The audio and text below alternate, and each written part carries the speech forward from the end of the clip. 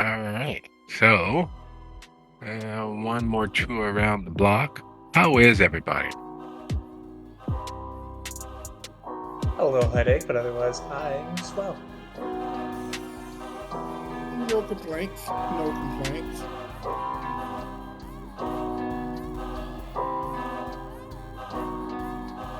Who are you and what have you done with Theo?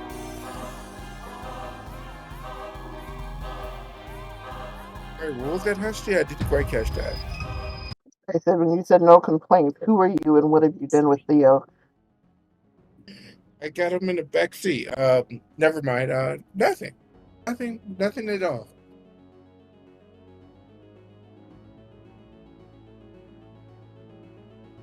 Exactly what someone who done something to someone somewhere along the way would say.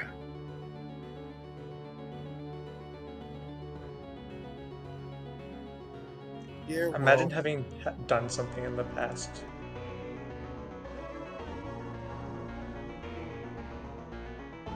All right. So, so while we have another member who is RSVP'd, I'm not entirely sure that they will be showing up.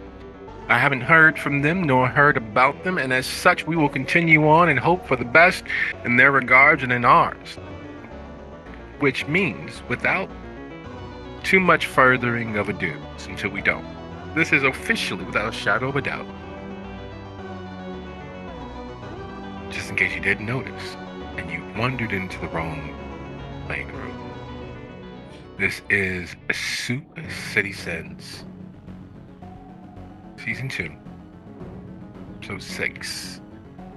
Shine brighter in the dark. A lot of things happen, as they always do. And before we get to happening with these, whomever they are, I'd like to say thank you for the opportunity of indulging in this hobby. It means so very much. Which is a long way of saying thank you, thank you, thank you. Now, as we settle in to see where these salaciously entertaining characters find themselves, a bit of an update, a bit of a catch up, a bit of last we left. Now, for those of us who are not locals to Chicago, the idea of travel, the idea of traffic, the idea of moving about in our vehicles, whether they be foot powered, gas powered, electric powered, or, well, powered on the hopes and dreams of our youthful selves. Getting around town in Chicago is, in fact, a contact sport. It requires focus, determination, and that's just to get off the block where you live. Making it fully across the city, or in the case of the coterie, out of the city and into the south suburbs, the contiguous south suburbs, is a adventure on the level of Indiana Jones, or venturing into King Solomon's mines, being the first to cross the threshold into the two pyramids of old, when the Pharaoh's curse was very much a real, believed thing. Safely traversing the many roadways, the expressways, the almost expressways, and things considerably slower is an ordeal. So the coterie preparing to head into the near south suburbs, the contiguous areas of the Thornton Township, far below the red line of what is officially Chicago. They did not take that measure lightly. They did not, on a whim, know to do so. When they traveled the almost hour and 20 minutes across the city and into the south suburbs using the Dan Ryan down and around and into the Thornton Township, they had several conversations, several realizations, several moments where the risk to their immortal selves was factual and not just imagined. Arriving as they did to the ostentatious castle that is the domain and haven of the principal Avad of the South. marveled, as they always did, at the wide expanse of space between the funeral home erected in the shape of a brownstone castle. Marveled as they did at the wild expanse and just the very shifting change visible from outside their windows, moving from the north side of Chicago and the North Pole, Rogers Park, down along the expressway, seeing only the tallest of buildings and then seeing only the squalor of economic differences. Watching as the architecture changed and melded from stone and steel to wood and claptrap. Watching as homes gave way to apartment buildings and apartment buildings giving way to smaller, squatter, less fortified and safe homes. Things that you could remark as shotgun shacks. Things you could remark as barely holding themselves up. Wide, squat things that go back into family lines several generations. Purchased for the price of a new automobile and less. Cared for with everyone's sweat, blood, and tears, and then left lying fallow. Many homes boarded up, some just torn down, some falling in on themselves. And through all of that squalor, through all of that shifting of economic and societal strata, they find themselves in the manicured lawns of the near south suburbs, past rivers and creeks and physical demarcations of change. Landmarks that people have affixed their hopes and dreams to a very real taste of Eastern Europe in the middle of the Midwest of America. It's odd, in everyday parlance, having to deal with and adjust to someone who has the highest sense of what hospitality means.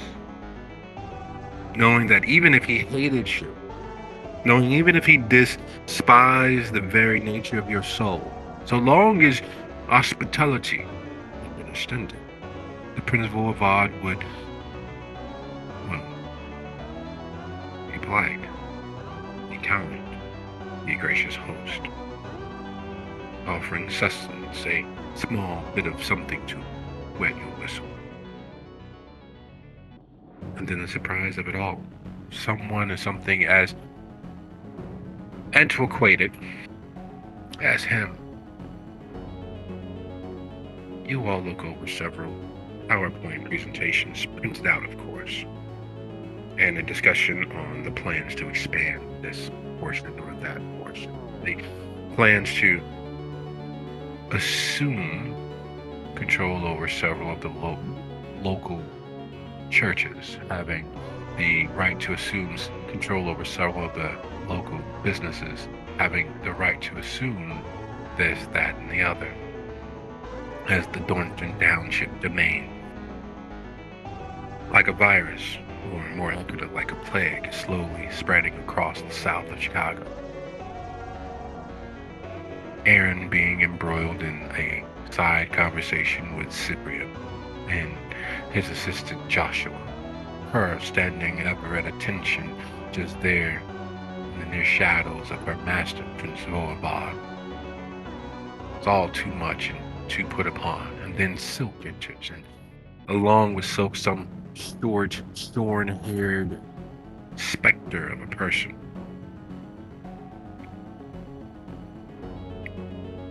Jesus slides sideways, pulled into a mentry that demands the entirety of his impression. As you all share a drink and continue conversation, the night ends where you all least expected. He didn't call in the favor that you all owed. He didn't belabor you with more. In fact, he enlisted your efforts. He promised you all he would assist you as best as he could. In fact, he all but rousingly endorsed the full support of you all, because he had a small thorn himself Joshua Tornapulse, the only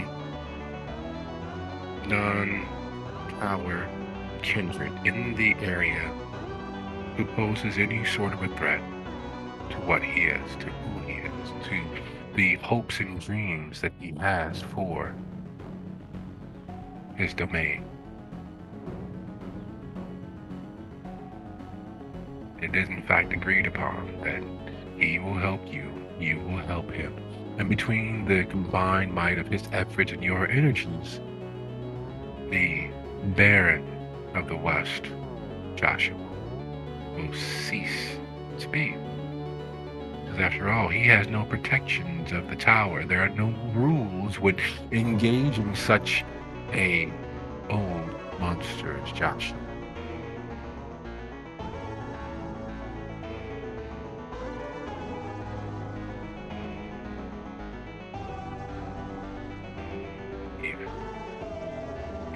That was a week ago. So a week, you've all had the understanding that you've got Prince Voivod Albu on your side. A week has gone and Aaron has been busy and you've all been doing what it is that you might do. So from the top, with a feeling, as we settle into this evening, everyone rolling their awaken and rising for the evening, what, if anything, have you all been up to in the week?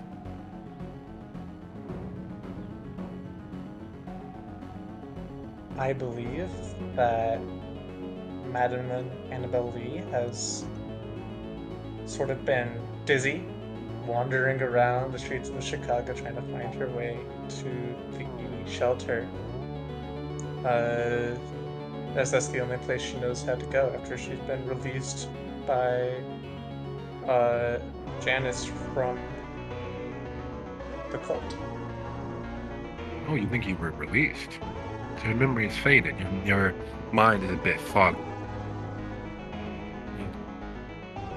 There is a cloud, as there always is when dealing with the beast and as many drives. Why is it that Maddie believes that she's been released? Released in the physical sense, of course, not in the sense that she has any sort of freedom about what she does or who she sees during the night. She's been released to carry out the will of Janice, naturally.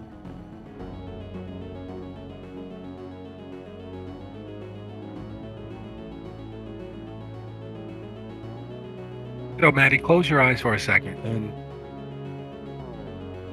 that darkness, the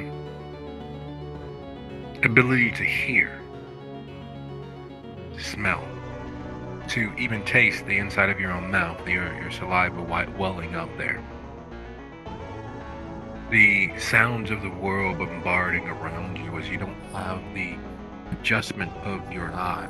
That's where Maddie awoke. That's where Maddie resurrected for the evening.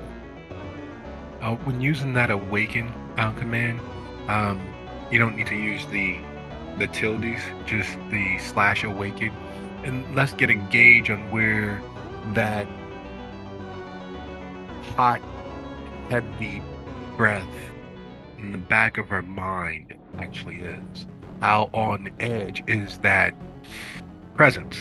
Because a lot of the trouble with being kindred, especially in the first few years, in the first few 1,000 or so nights of existence, is very much all of your intrusive thoughts, all of those things that you choke back because of civility or fear and what that might say about you.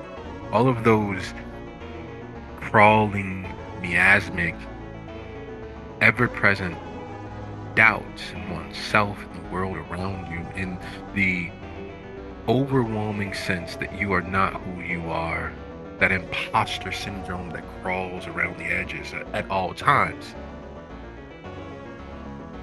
That feels like And over time, it develops its own cognizance to your weakness. It speaks and lies and deceives with the truth. It simplifies things that are quite complicated ethically, and it complicates things which are quite simple morally. It constantly chews away at your confidence in the moment. What you see isn't what is actually there. It understands that there is a choice in realities that every living thing has access to that you no longer do. Because there's a point where light moves faster than sound, and there's a distance where those two things meet you at the same time, and anything closer than that or farther than that, and you have to choose which is more accurate. Which reality are you living in? Is it because of what you heard, or because of what you saw? Is it because of what you feel? Is it because of what you taste, smell? You choose in each second of the day what reality you live in, but that sense of choice also instills a sense of doubt, because for every factual thing you see, you don't hear it as you see it, and everything that you hear, you don't see as you hear, and everything you smell isn't the same as what you see or what you hear. And that difference, that dissonance that's constantly abutting our sense of self, is what the beast, all of our intrusive thoughts, eat on. It feeds on. It grows in strength because it's constantly tending to its own needs, not our wants.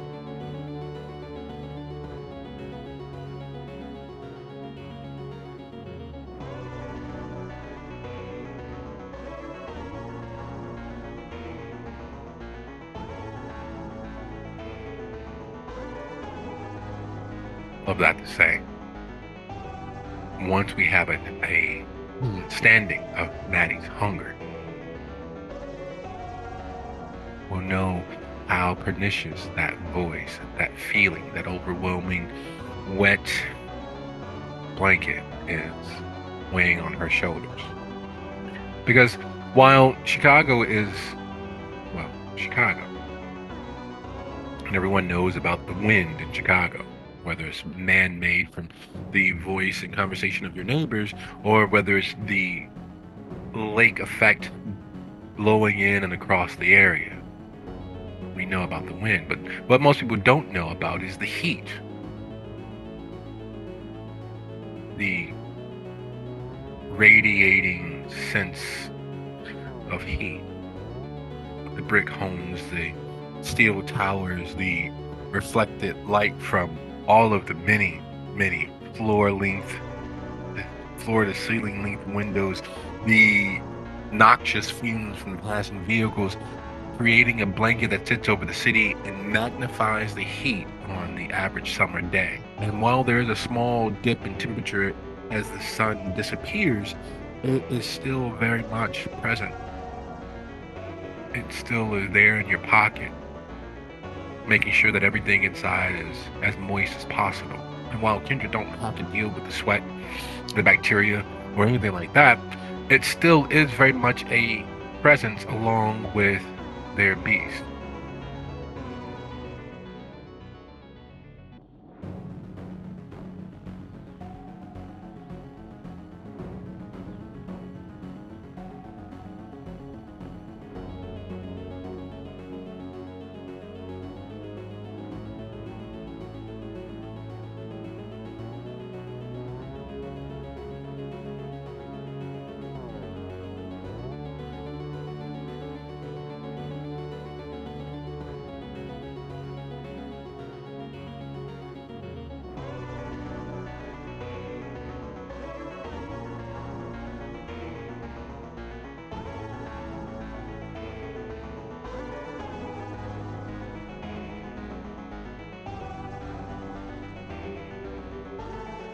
Did I lose everybody? Still here, can you hear me? Yeah, I can hear I'm you. having computer issues as well. I thought that I lost you and then my screen went weird, so I'm not sure. You know, you do abuse your computer, put it through labs that it's not accustomed to. Can't have it running up and down the hill the way that you do, overclocking it just to have it wait. It's a thing. Okay, it's a thing. So in the moment for Maddie, that presence, physical heat, as well as the mental heat, is higher than it had been. It is closer than it had been. That thing out there in the shadows, that presence that won't leave her alone, is constantly running on and on and on. Hasn't quite left her. So the trek from where she was to the shelter, to Rogers Park, is one that would normally cause her feet to ache, normally have her sit and rest for 15 minutes here, 5 minutes there, 4 minutes there, but she has not stopped moving since awakening. She always knew that the park there near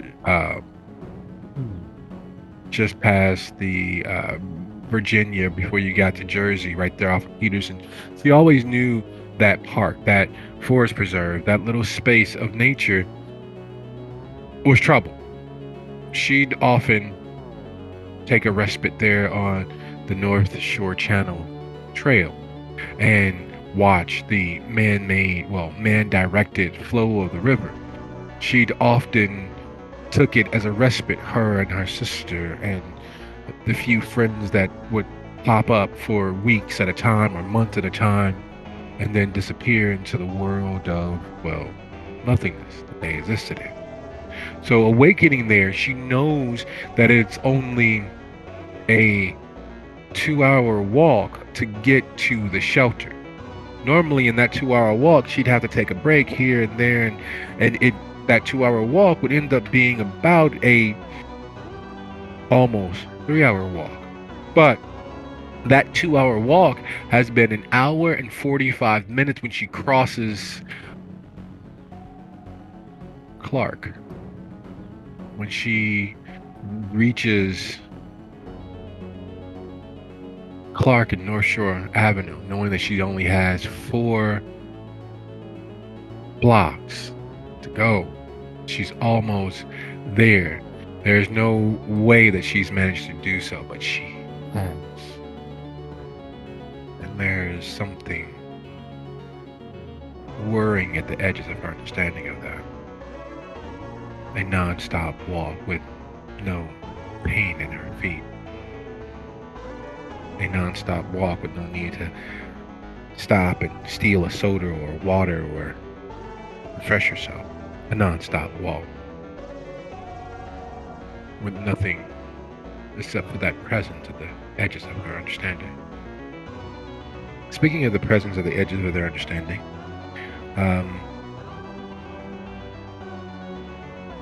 moving alphabetically, Hestia. It's been a week. There are things afoot. Prince Albu, Voivod Prince Albu, has thrown not only his support but his sword in line with yours, and he's directed you all. Yeah, fuck that dude. Fuck Joliet. Fuck Tonopolsky. We will do this. We will remove the threat to everyone's freedom. We will ensure there is nothing left but rubble.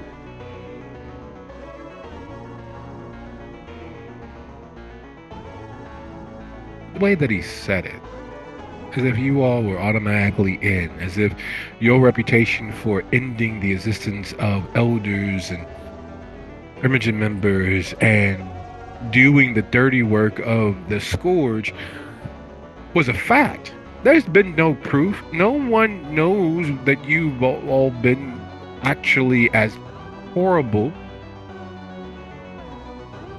for the status quo as you have been. There's no proof of that, yet he operated and acted as if it was a foregone conclusion. what have you done with your week? First and foremost, the rats are taken care of every night. No promises broke. She's also been trying to like maybe get to know them and just randomly like speaking to them herself to see if she can learn their language.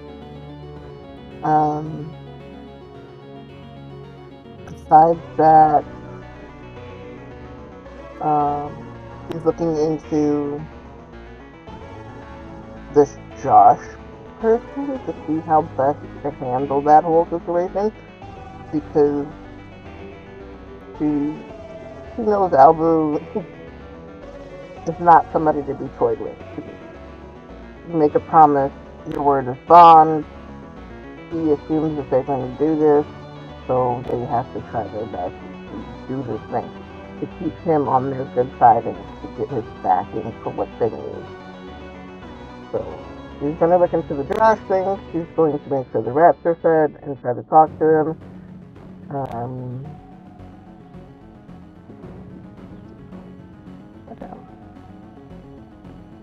There's something else. I know. I'm trying not to forget it either.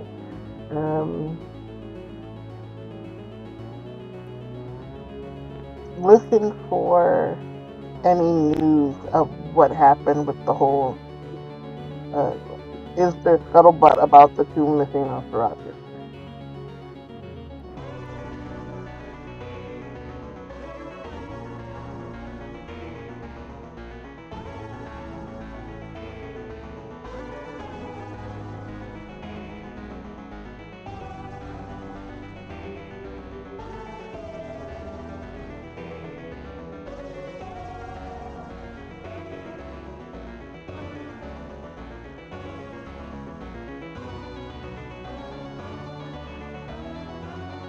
That's it. That's all I can remember.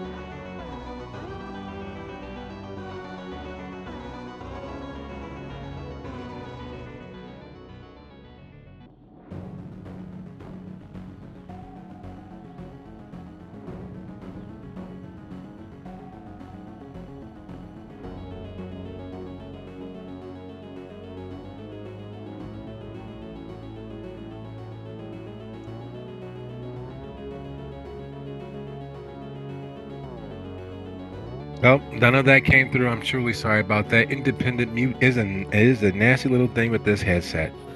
So, I will need either your charisma plus streetwise plus contacts if you have them as high as you possibly can. In regards to collecting the information in regards to the Baron of Joliet, Tarnopolsky, and it will also determine how effectively you have made friends. Because one of the many things that people fail to realize are that rats are extraordinarily intelligent. Rats are extraordinarily social. They are the most human in their interactions with one another than most other mammals.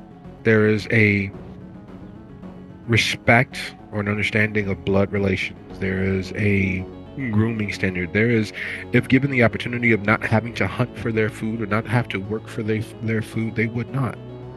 If given the opportunity to lay around all day and get high and pleasure themselves, that's exactly what they would do. They are surprisingly human in that. And so the basic kindness, actual respectful kindness with no strings attached, has an effect.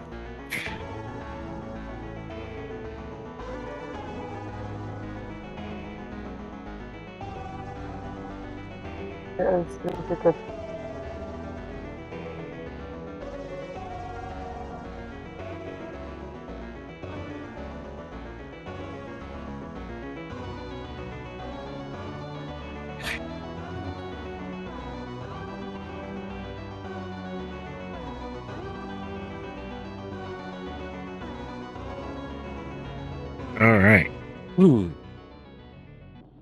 So, word on the street is yes, there is a significant amount of pressure being applied by the school of rats. Something happened, but they won't give insight as to what. It is the belief that just like back during the 90s, that something has them worked up. It is the belief that something has them up in arms. There are patrols, there are groups of them going 2 and 3 at once through the city. While some get worried that they are hunting in packs, those with their ear to the ground and those with a connection to the underserved portions of the city know that that's not what's happening. They are grouping up 2 and 3 at once because there is some threat that they're not speaking about. There is something out there. They're not letting anyone else know what. So there's lots of scryings being done from the chantry. There's lots of money being paid by the venture. There's lots of whispers being put into various ears for the Toreador and Bruja. There are lots of conversations with squirrels and rats and dogs and cats and all manner of things on behalf of the wolf pack or the gangrel in the city, because their primogen went missing as well. And they think that that may be what's happening, but Khalid was seen at the cultural center, which means they know that the Nosferatu primogen isn't missing, but something has set a flame to them. And so far, no one knows what that is. Speaking of flames, Theo, it's been a week.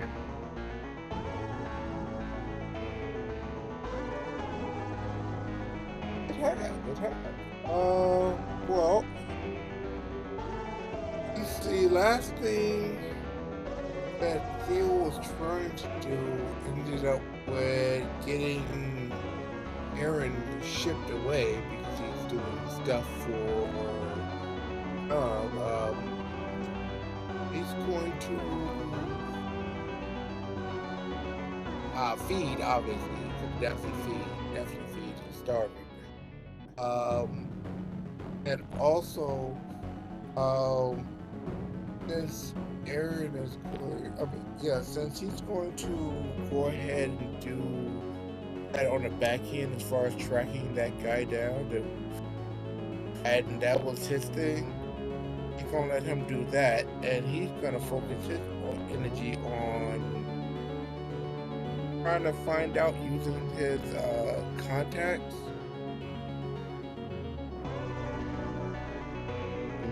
Is happening around the shelter. Like, if anyone's doing anything, what's being done, that sort of thing. And also, he's going to check in with Damien to see if there's anything that he needs us to do to maybe, hopefully, restore any goodwill that was lost based on all the weird stuff that happened. That's quite a few things. And it is considerably more than 2, my dear friend. As such, would you be so kind as to roll your wits plus leadership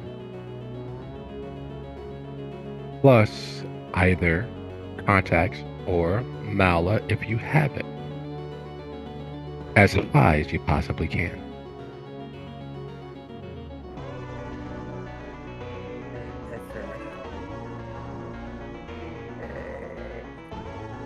The wits, leadership, and Malwa, if I have it? Yes, or contacts. I can work with contacts.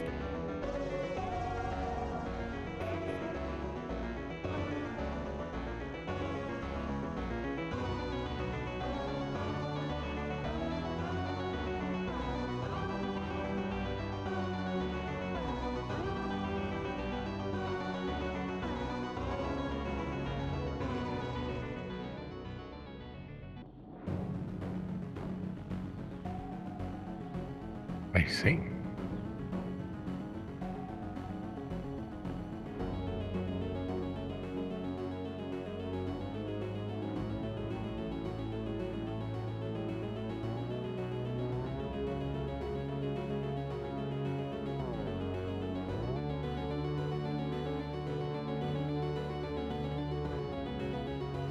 Damien's pissed. He's not happy in the loosest definition of the word. There have been several missing kindred, and without the full use of his hound, without the full use of the number of them that there were, he's had to rely on Bill, the wolf pack, Juanica, and Salt, because Gabriella is an invisible entity that is everywhere and nowhere, and as much of a liability as she is an aid.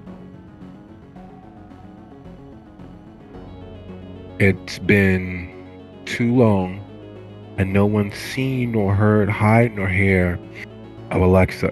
He needs his scourge back. He needs Alexa back because she was always on the street. She was always hunting and scouring for those damn thin bloods and duskies, that she was always aware of things happening and getting that information back to her.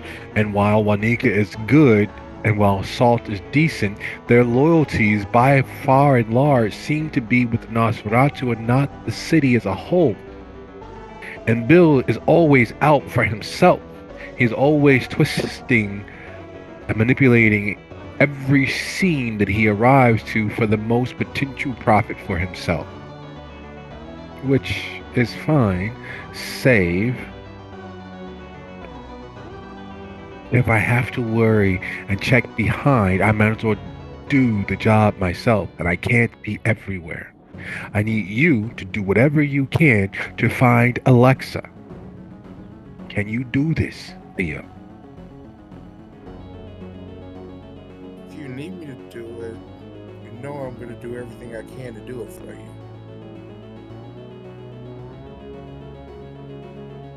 The nature of the hound's usefulness has dropped to the point where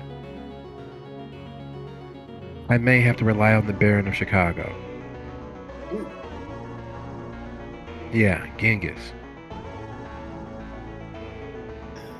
The fact that he's getting because he has information, he has his ear to the ground. He somehow knows how to stay ahead of all of the potential trouble. He's even managed to pull Devin, Jennifer, and Mercy under his wing. Of all the kindred that get the pass, why did he choose fresh out the grave children and make them into something? They're seldom seen without one or another. They're always covering each other's back. And Prince Jackson's edict that we can have up to 10 anarchs in the city representing the anarch interests means that those 3 positions beneath him carry a whole lot of status. And he's managed to make them into something of note. No one's seen Anita. Yeah, the more you have to gain. I am aware of that. But without Anita in the south suburbs, without Mal Davis out there in the south suburbs, Genghis is the face of the anarch movement. And he's doing so respectfully enough that I nor Kevin have a reason to break the agreement with them.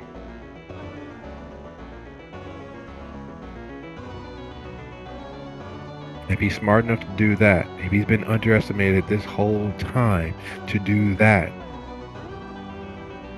I may have to use him if we can't find Alexa. If we can't get Alexa back. If we can't... Tell me you all didn't have anything to do with her disappearance. Alexa.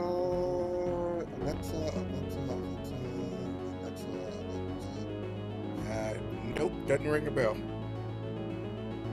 Good. Find her for me. Find her. Find anyone who's had any information about her so we can get her back. We need someone with their ear to the ground. Otherwise, I'm going to have to reach across the aisle to those fucking numbnuts.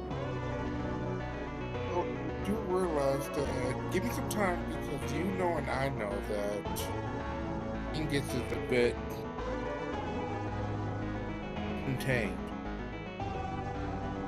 And do we really want him thinking that you owe him anything? So give me some time and see what I can pull up with. Theo hops up and he beelines it to the shelter waiting on Hestia.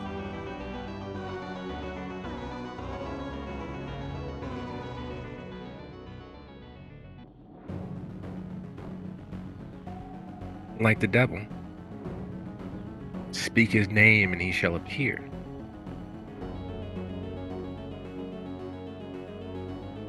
You three are back at the shelter.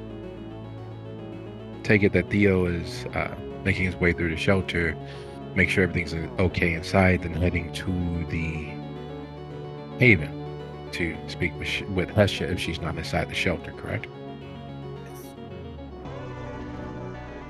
Oh, by the way, before I go in, when I get into the rank where I believe cameras are, goes to the shield.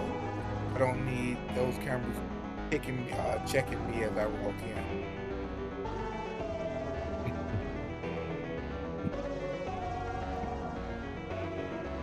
Is that your final decision? Goes to the machine so that I can slip through those, because I don't want those things triggering that I'm here or not. So go ahead and just go ahead and make that rouse check, please.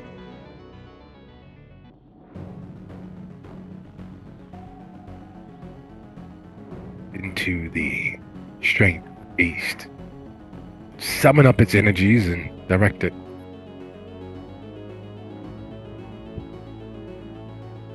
It's you. You bet farm and you won a plantation house for yourself.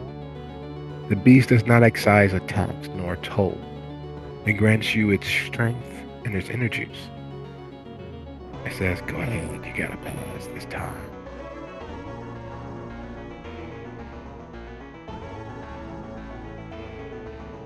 Thank goodness. And Maddie, having made the walk in relative record time, heading towards the shelter. Yes.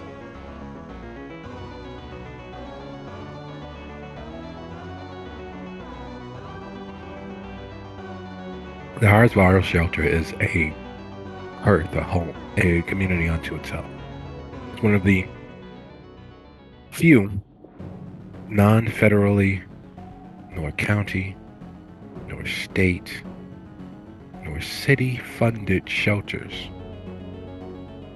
It is one of the few places where the meals and the safety of its building against the elements and the persons that exist in them doesn't come with the cost of fall worship or actual worship, as the case may be.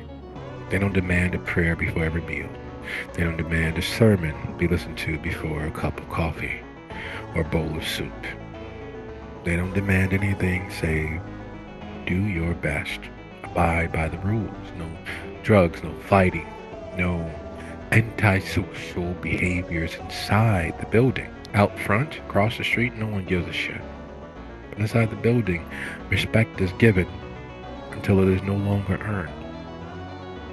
Not vice versa.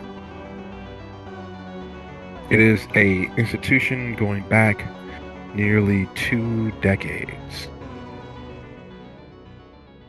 There are communities that have fallen by the wayside in far less time, especially being as they're funded privately.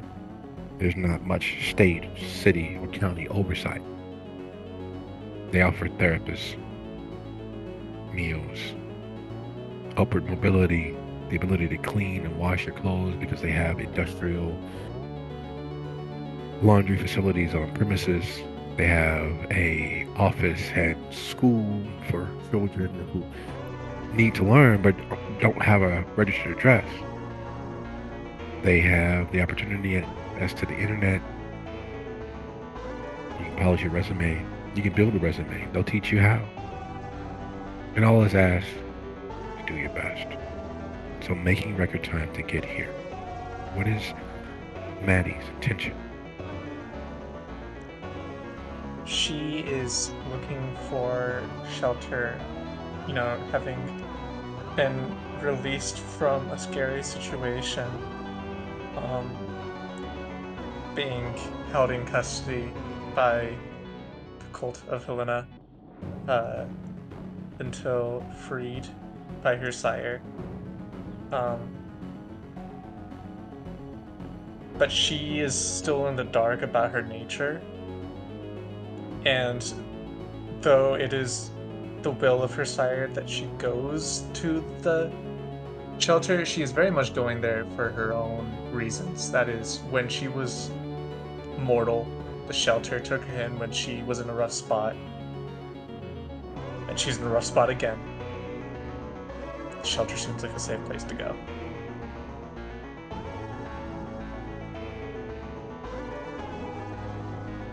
So she's going to the shelter for shelter.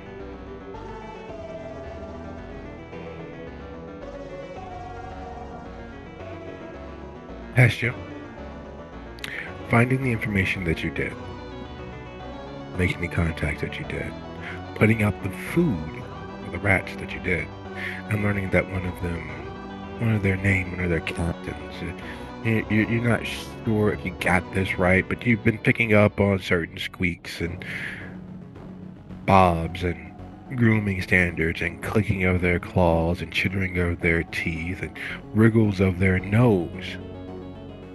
And while you know that there's not an English, there's no way that there's an English, but you begin to differentiate their beady little eyes. One of them has, more pronounced eyebrow. That one's nose is a little more aquiline. That one's a little bit more physically fit. And you've begun to pick up on small details like that. And so this one, which seems to be more battle hardened,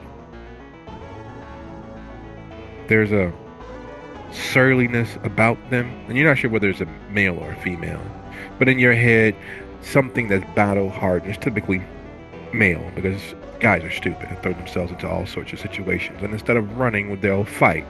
So in your head, even though you're not sure whether it's male or female, you've begun calling this dark one this, because there's black and there's charcoal gray and there's brown, there's some with white, there's some with more blonde, there's even a reddish auburn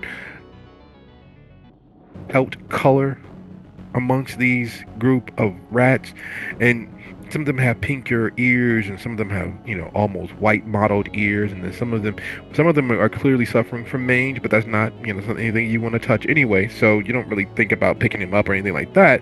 But this one looks battle hardened. Its tail has a few notches from either teeth or claw.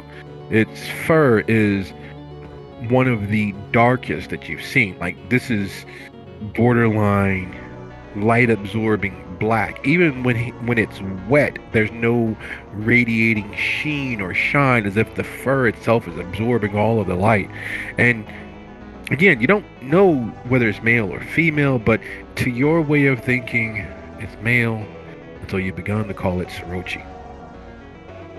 You and Sorochi have had several long staring contests. It seems as if he's all but daring you to make a move and he'd take you out, but there's something endearing about him making sure that every other rat eats before he takes his pound of flesh. And you've seen him take nearly an entire pound to himself, which should be too much for anything that small. Yet there's a certain defined musculature to him. There's a certain fierceness there.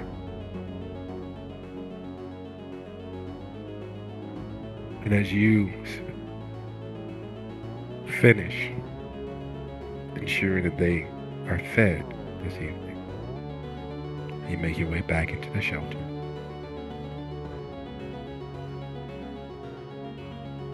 Before you quite make it into the shelter, you swing through the morgue.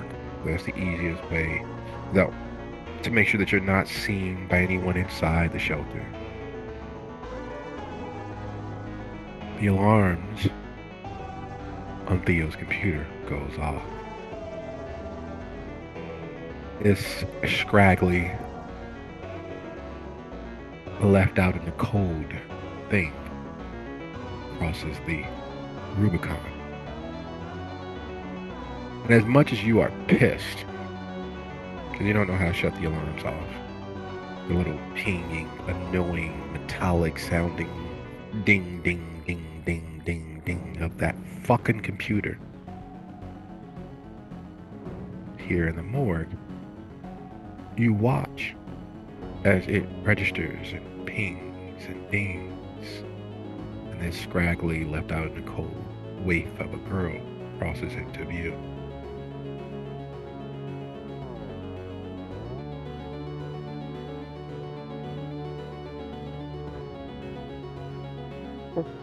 She's definitely going to get as close a look as she can at this person, recognizing that the alarm is going off because they're obviously a dead thing, but they don't seem to be making aggressive movements, so she's just really going to study them and then realize she needs to get upstairs and stuff. So that's her focus. And the whole way she's thinking, I really need to get my entrance fixed.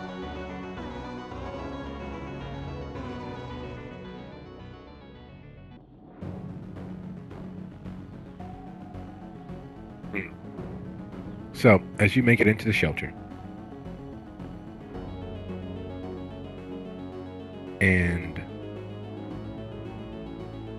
you spy Theo coming from the east, meaning he took Lakeshore to Sheridan was coming from, or he rode up on the train. Either one, you're not sure. But he's entering into the building from the east. You look there to the southwest, and there they are.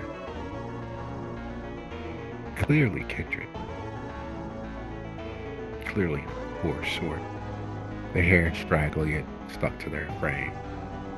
Clothing ill-suited even for this heat. And as bright as the sun itself, their undead status sitting all over their skin in the way that only Kindred can identify. In the way that Kindred know other Kindred who don't blush. In the way that stands out, letting you know that there are other predators about. You see them.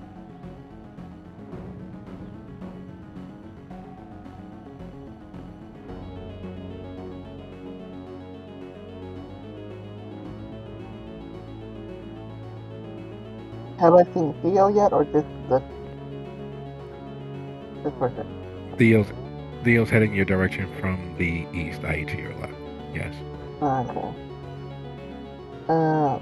Noticing that Theo has arrived, but she's going to refocus on this new person and do her best to be welcoming until she figures out what's going on.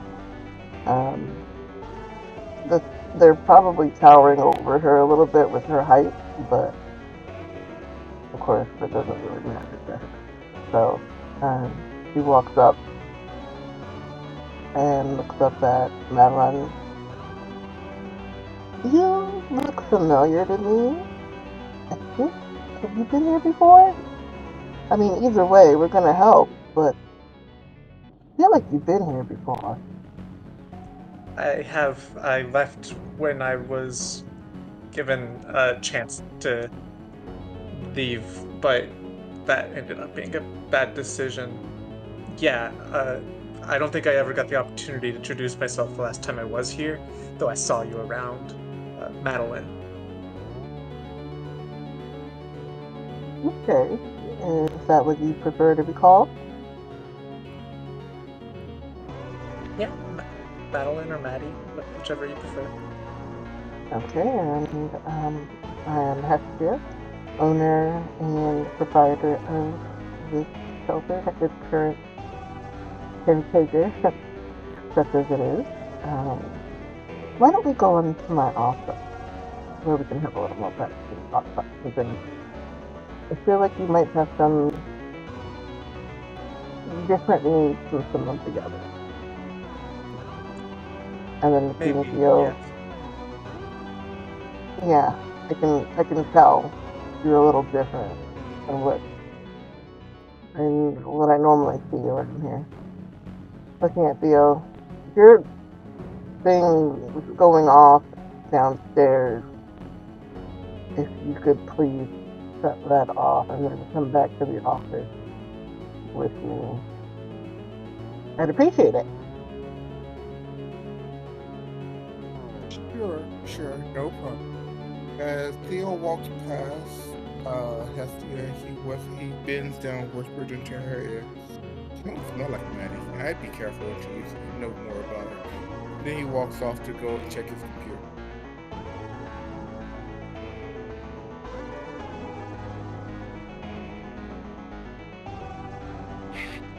Kind of looks past him and just like, what?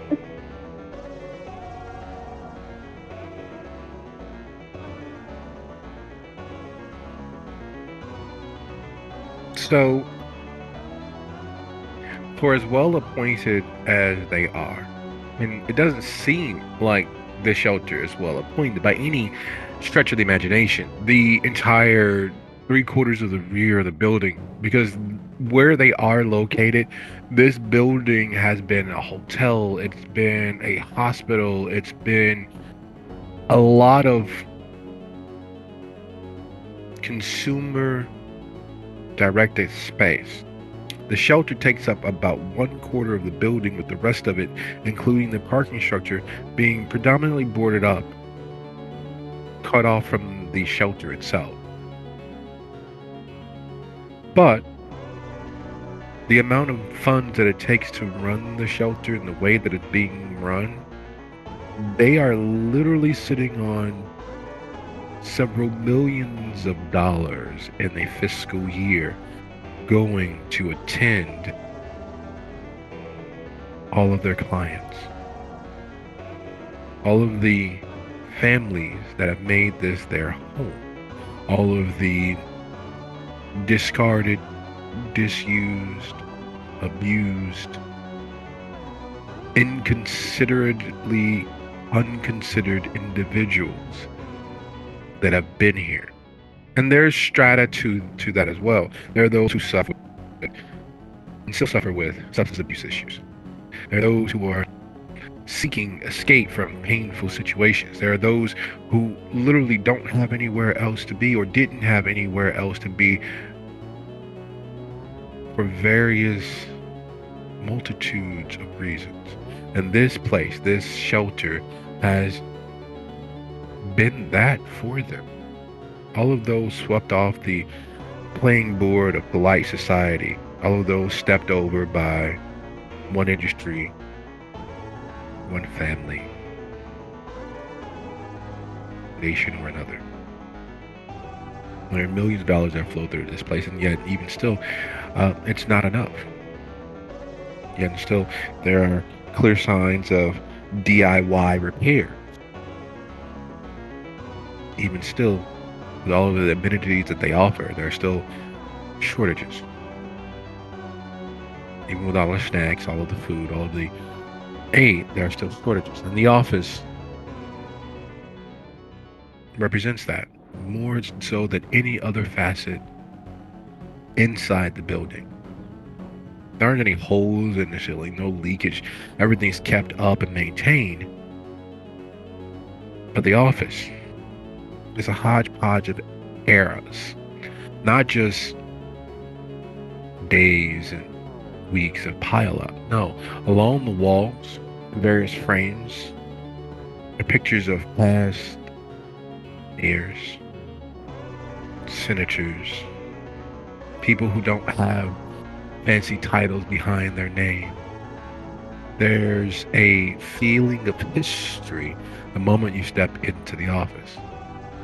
The desk, which takes up the back rear half of the space, is clearly something from the Art Deco period of the late 20s.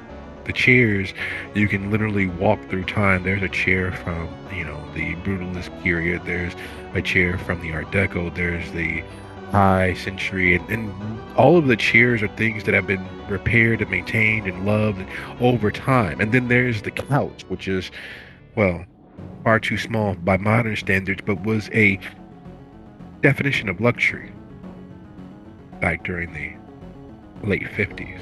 It's oblong and a little too low to the ground, but once you sit on it, you don't want to get up. Not just because of the awkward angle of the knee, but also because it is, in fact, very sumptuous. You melt into all of that all leather. Then there's the scent. There's a lived-in feeling to the air quality. It's not warm enough to be hot, not cool enough to be cold. Yet you can feel the small breeze from beneath the door. You can feel the space in this room, the history that's happened here, the tiled floor barely covered with a portion of a carpet in the corner, and the bookcases. All of it has a feel to it. So when you walk through the door, you're in a separate place that encapsulates everything about the shelter.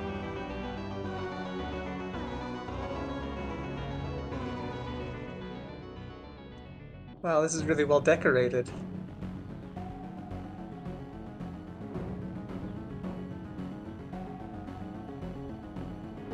But it's not really like a headless. It's been gathered throughout the years. A matter of fact, I could probably sell some of this shit and make back some of the money that we go through here. But feel free, have a seat. We can wait for Theo, or actually we could probably wait for Theo so it doesn't have to get repeated. Other than that,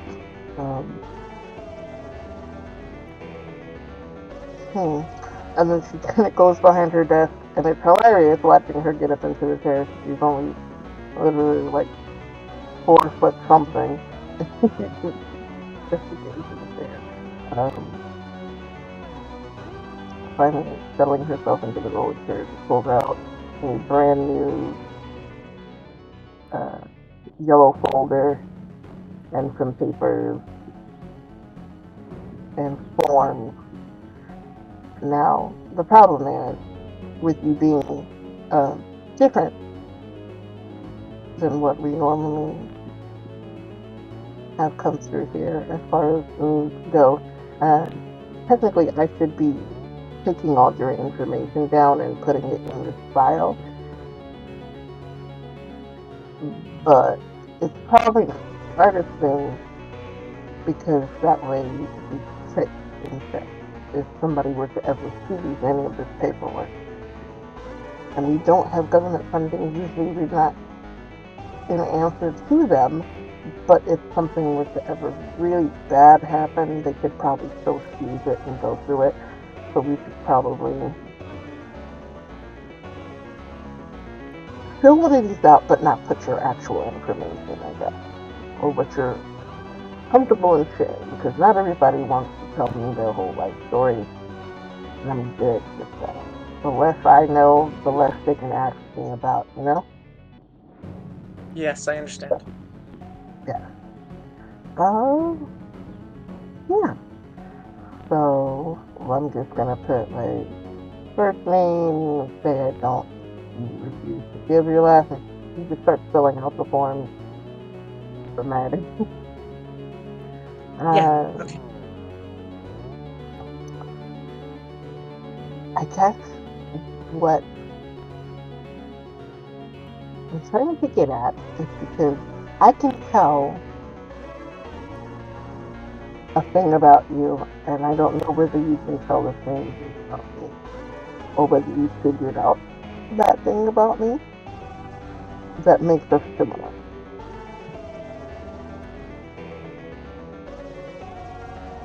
Are you also gay? Oh. No, that's not.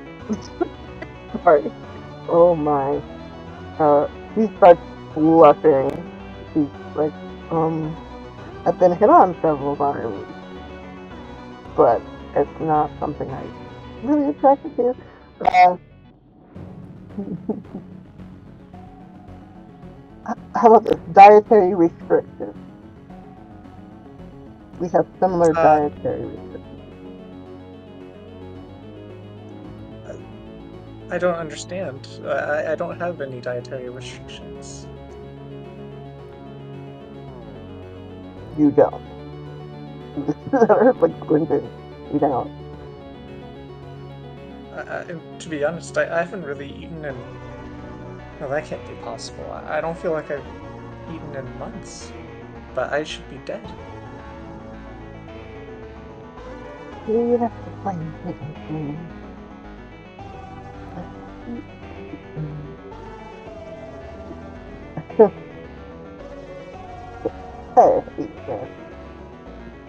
He's reminded of Lucio and having to explain to Lucio what he was. This is super crazy.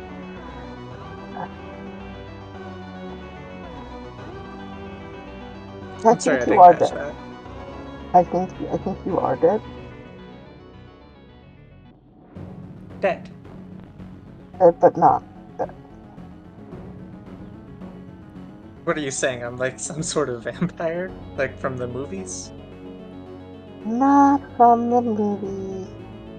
That's bullshit. Some people feel like some of what's put out is propaganda to throw people off. So there is there's no such thing. There are a lot of things. And you are now part of them. Do you know who made you this way? Memories foggy. So after I left this shelter for the first time, I joined up with this cult for a while,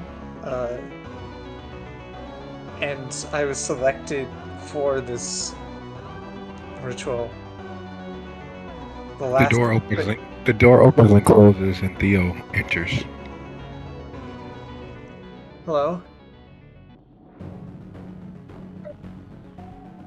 Looks at everybody, at both Maddie and Hestia. Hestia, are you gonna at least do it for me one time?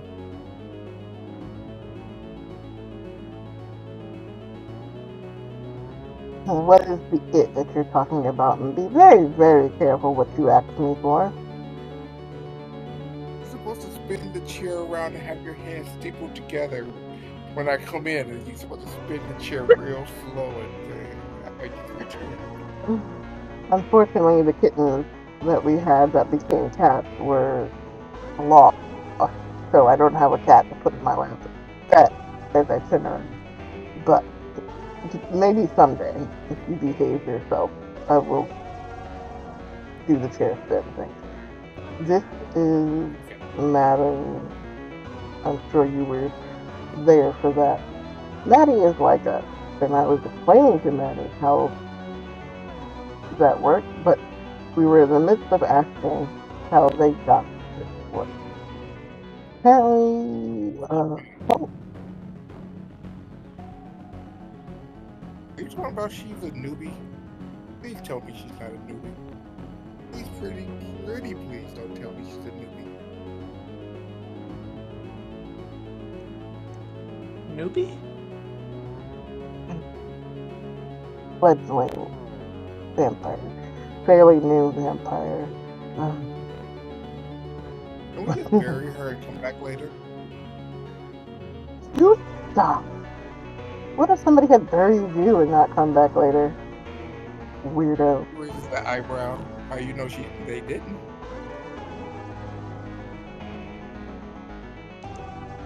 This is a lot.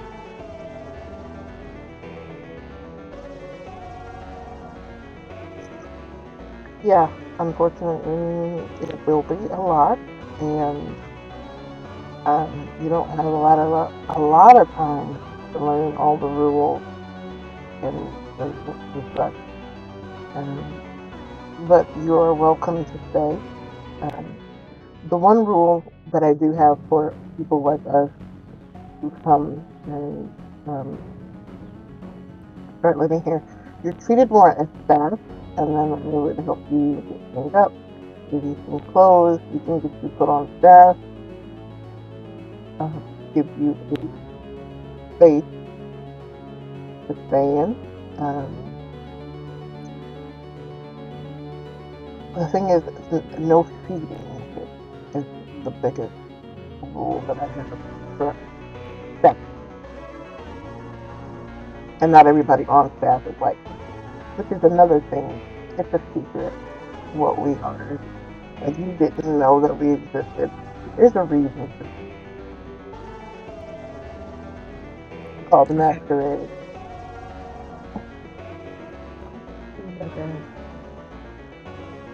We'll get to that eventually. For now, though, you said you haven't eaten anything in like, it feels like a month. Just as an experiment, I can have Amalia bring you a bowl of soup so you can see what I'm talking. Okay.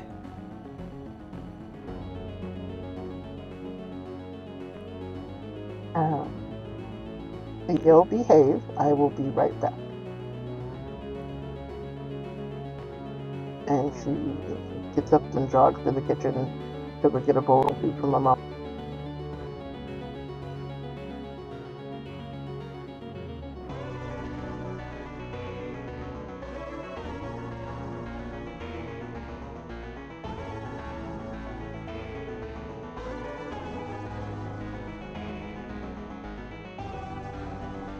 Oh, what brings you here? Is it just business, pleasure? What brings you this way? I just came because I knew it was safe. Safe, huh? Is that what they telling people nowadays? I was here before. And I don't really have anywhere else to go. Oh, you're free to you're definitely here to hang out. Hestia is nice that way. Yeah. She was kind to let me stay here. And back then, I was grateful to be allowed to stay here with my sister.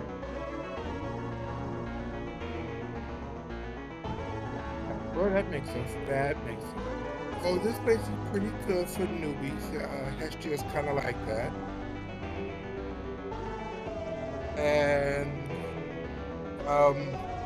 the thing is your sister. When the last time you saw your sister? I don't know. What year is it? What year is it? What's the last year you remember? I joined the cult in 2020, just before the pandemic. Uh-huh.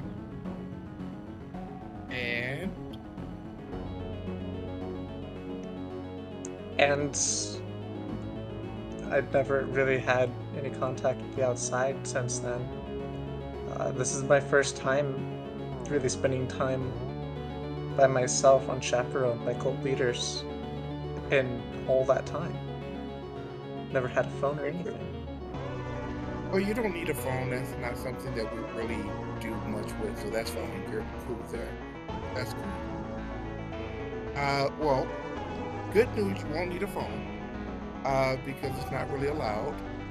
But, and this is the but,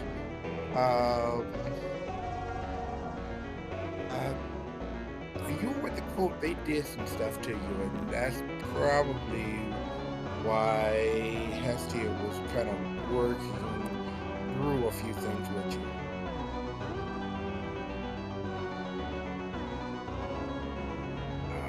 You're gonna probably hang out a little bit closer to us than the rest of the people overall. Probably be safer for everybody. Okay, whatever. I think this is going to be good. At least necessary. Definitely. Like So, I said, which coat were you borrowed by the way? I'm sorry, what? The door opens and Hesha enters. middle. I want to say Helenian. Helenian? And then she shuts the door. Puts the what is no doubt some sort of gumbo or thick stew in front of Madeline with a spoon, looking at the. Oh, I read your notes, by the way, and no, we're gonna have to talk about this the whole process. I figured that. That's why I thought it'd be best if I just gave you a note instead of saying it. And you see, he has that malicious smirk on his face when he looks at the that you gave Madeline. You know that malicious smirk when he's doing something not nice.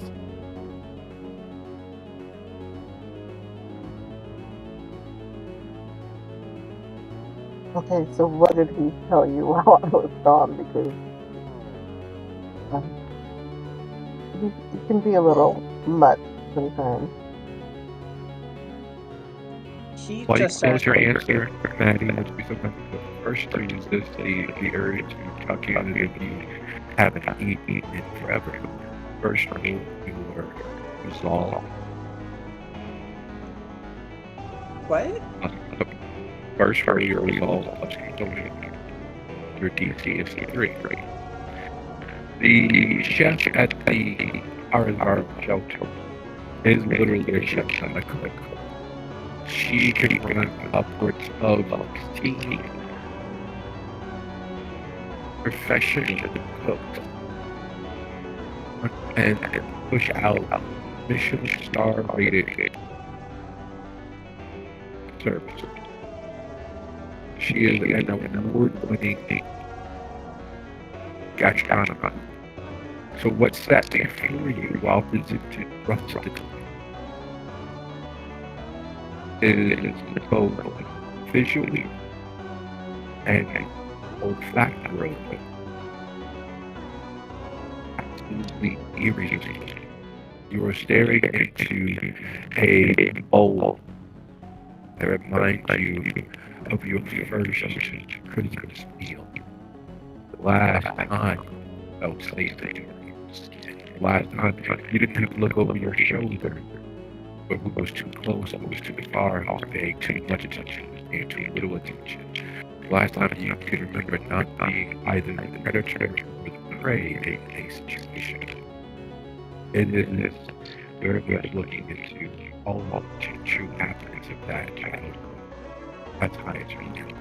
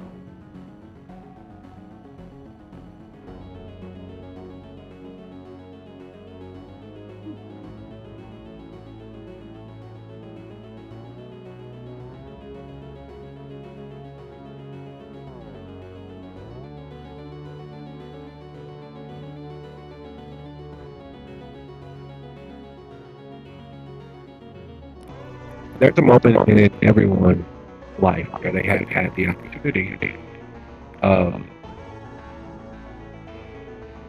losing themselves. There is the moment when we all look back and we wish that we had, or it's a groan-inducing memory. Most people have had those moments, during the early portion of their teenage years. Some, when crossing the threshold into adulthood, and those early drunken debaucherous moments that come back to haunt. Maddie gets to experience that now, because the food is set up for her, and her feeling that it instigates in her, causes all semblance of composure to vanish. Please appreciate as you express all semblance of civility and humanity for yourself. You need it in you. You need to be bound and whole. It is everything you can do to not even consume the bowl itself. And as you gobble and slurp and splash and splatter, as you all bathe in the deliciousness of it all. The moment the mess that stops dripping from your chin,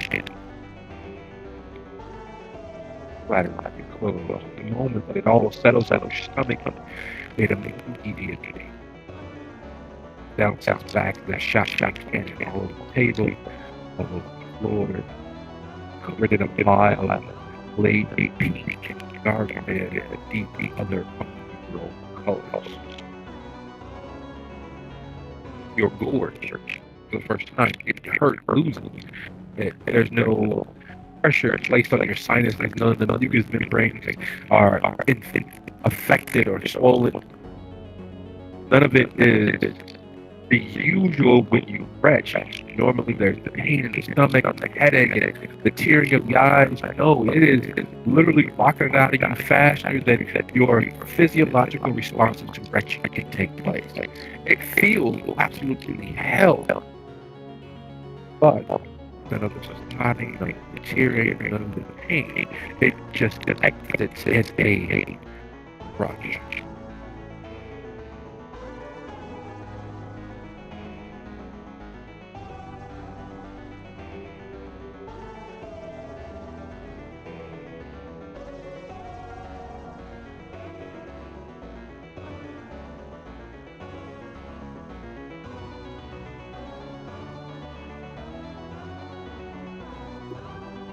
Well,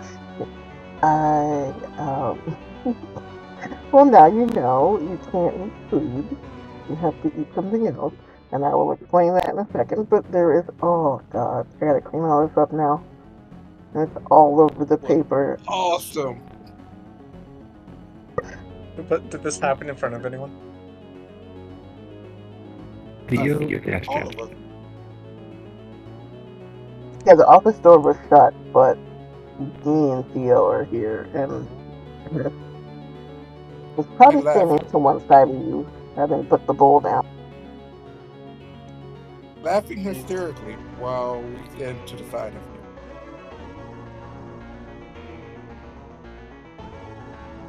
I'm so sorry. I don't know what happened. Well, that kind of cemented the thought. Most of us, I'm not going to say every one of us, but most of us can no longer eat food or drink anything other than blood. Some can get by with mixed alcohol and blood, but again, it's a rare thing. Most of us can't. So when we go to bars, it's just the look. When we go to diners, we push the food around the plate and look like we're eating it, and then we give it away to somebody homeless or whatever. It's keeping up appearances. Which is, speaking of which, also how I knew that you were what you were, because if we don't push our blood around our bodies, we look like what we are, dead. Most humans will excuse away how you look, think you're just maybe sick or a little under the weather, and they won't stare directly at you, or they'll look away, and they'll fix it in their head what it is they're seeing. But sometimes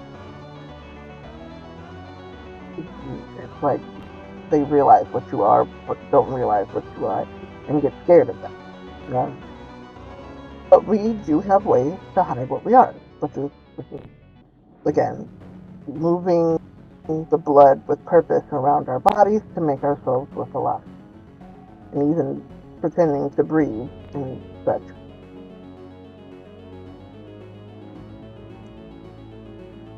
At this moment, I'm gonna realize that I haven't taken a breath.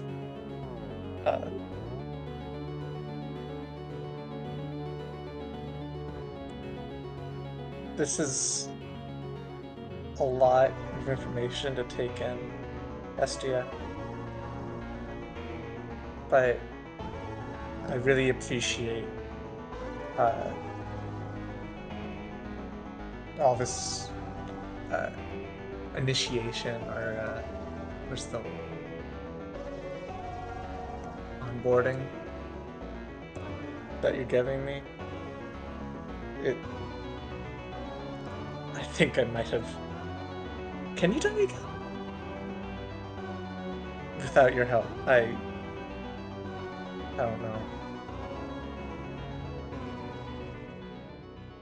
Well, you were not my first newborn, and I doubt you will be my last if I survive.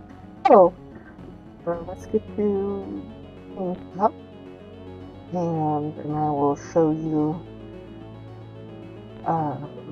the haven itself, which is somewhere separate from the shelter, for the human benefit. And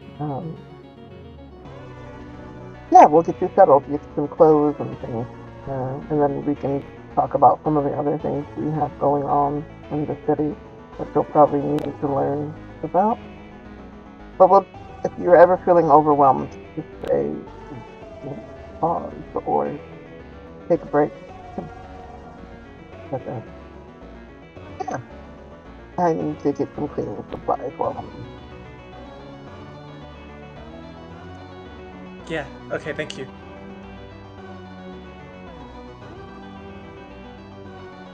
Three arduous quarters of an hour later. Because here's the thing, everything came out the way that it went in. Unlike during your living years, there's no vibe. There's no stomach accident. Unlike during your moments of life, the only fluid inside and outside of that delicious. It's tech. And the part that made Hish's explanation perhaps a ring of truth is that as the volume of the liquid contents exited your body, mixed and mingled with your potato, your blood, there was a part of your mind that understood the dogs chew back their mouth. There was a part of you that understands that there is a state there to be had. As these small droplets splatter your blood like something with the brown liquor of the soup. There's a part of you that is instinctually drawn to it. And it's so instinctually drawn to that blood, to that sense that it considerable effort to not get down on all fours and lap it up. The image of you doing so is not the worst thing that you've done over the course of your existence. And yet, there's something disturbing about your brilliantness. Normally the voice in the back of your head that makes those embarrassing moments stand out in vast relief and have you denigrating yourself every second away.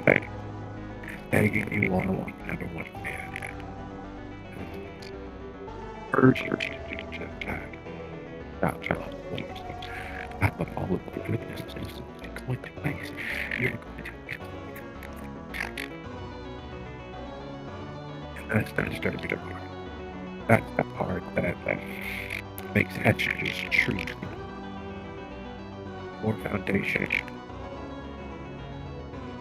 Because even as you exit space, gather to close the lockdown from the wardrobe that they keep on hand. There's the urge to go back and drop off cords and slip through the mess. Goodness.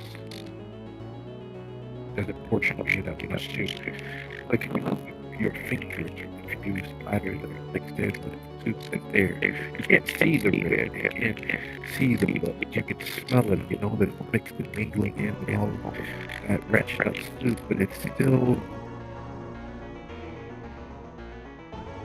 clarion call.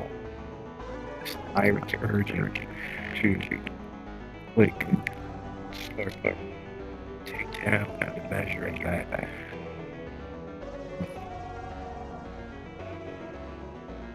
Because you all alike besides the David.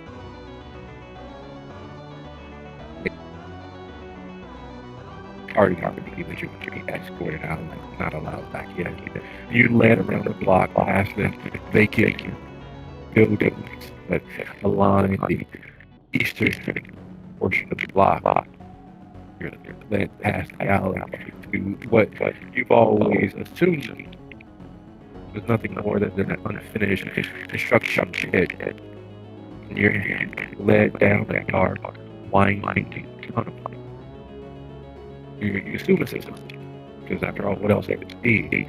Then you find yourself at a metal door at the end of all of that darkness, out of the way, unseen by anyone. Even the sound of it rolling up, echoing off the wall, hears you. You are sure you'll never reach anyone walking on it.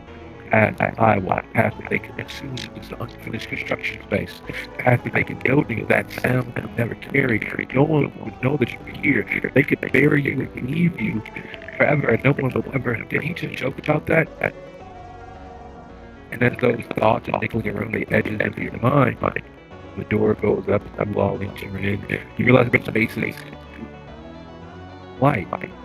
There's the electronic little computer screen, the electronic beeping and buzzing from the business there. There are on the far back wall drawers that you've seen on movies and TV shows. It's the drawers you see in your space stations. And then the examination came in cold palette, even after all this time. One less dusty than the other.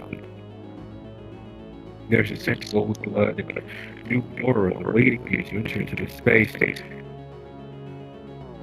And as you walk up into the corridors, the shelters, actual haven, it is 5 after the hour, let's be back entertainment. Yeah, it's early. And back up. Back, sadly, you're still a little robotic. Yeah, it's sort of big, fuck you night, but it is. You sound like the floating head from Power Rangers with a bad throat. Oh, that's just my son's shoes with false allegations. Never happened. Is there any way you can maybe pop out and come back? Or would that kill Craig? I'm not going to find out.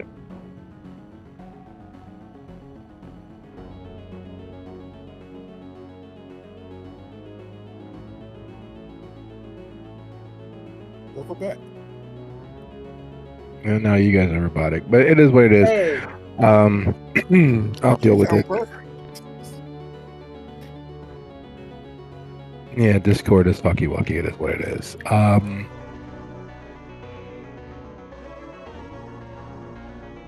do I sound robotic still? Less so. But yeah, it's just one of those bad nights for audio, I guess.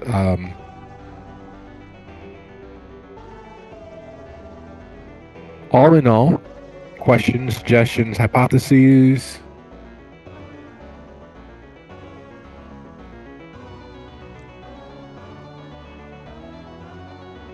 About what? Any at all? Why, Anybody? hello. Greetings and salutation once more.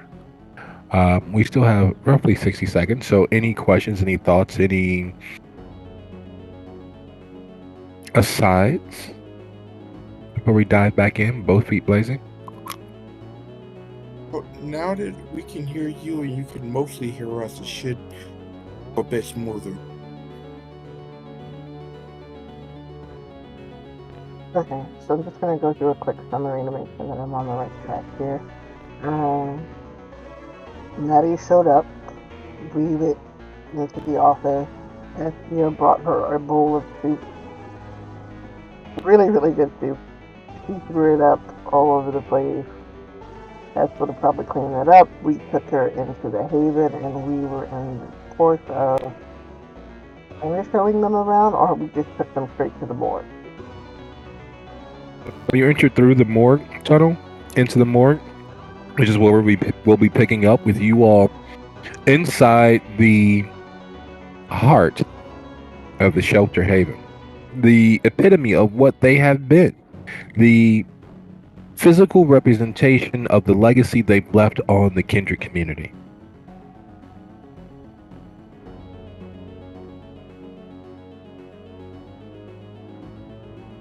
Oh, by the way, Hess has started locking and relocking things behind her, especially in the morgue tunnel. All right, sounds like a plan.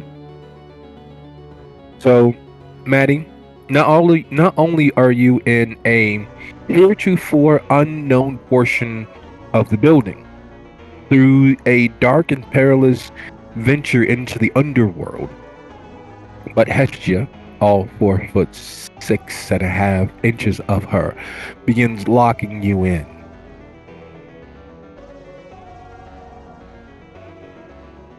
I'm nervous, but I'm going to not say anything and just watch carefully.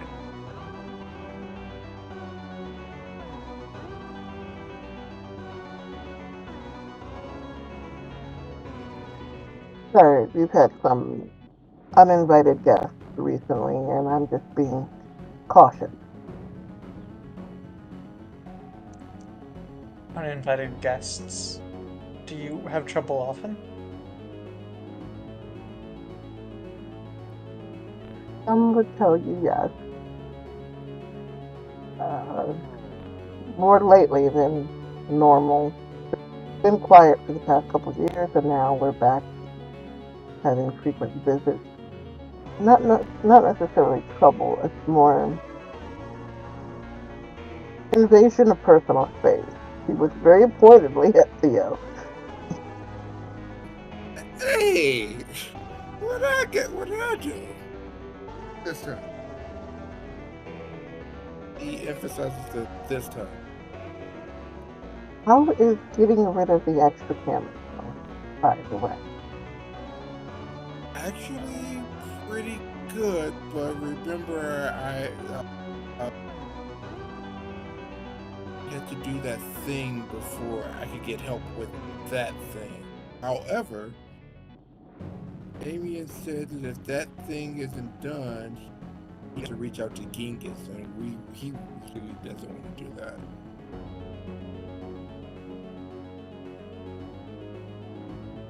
That sounds like two separate things, actually. So, No, it's all one thing.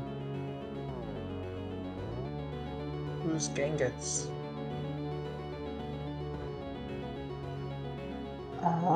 Anarch Baron. I remember his newest title, Baron. Yes.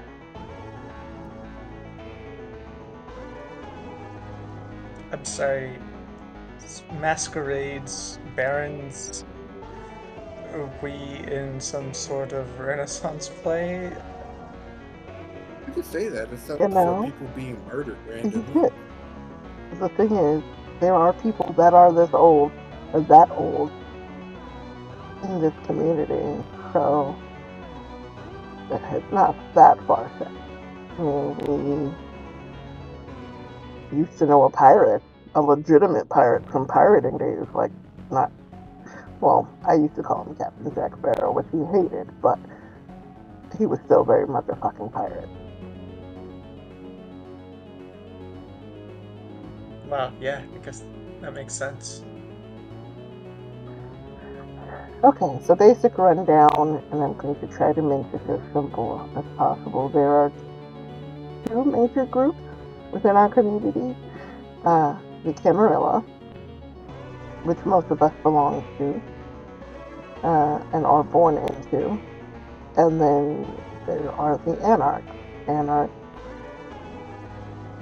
don't particularly like to deal with all the rules that Camarilla has. There was another group, the Sabbat. You don't really hear much about them much anymore.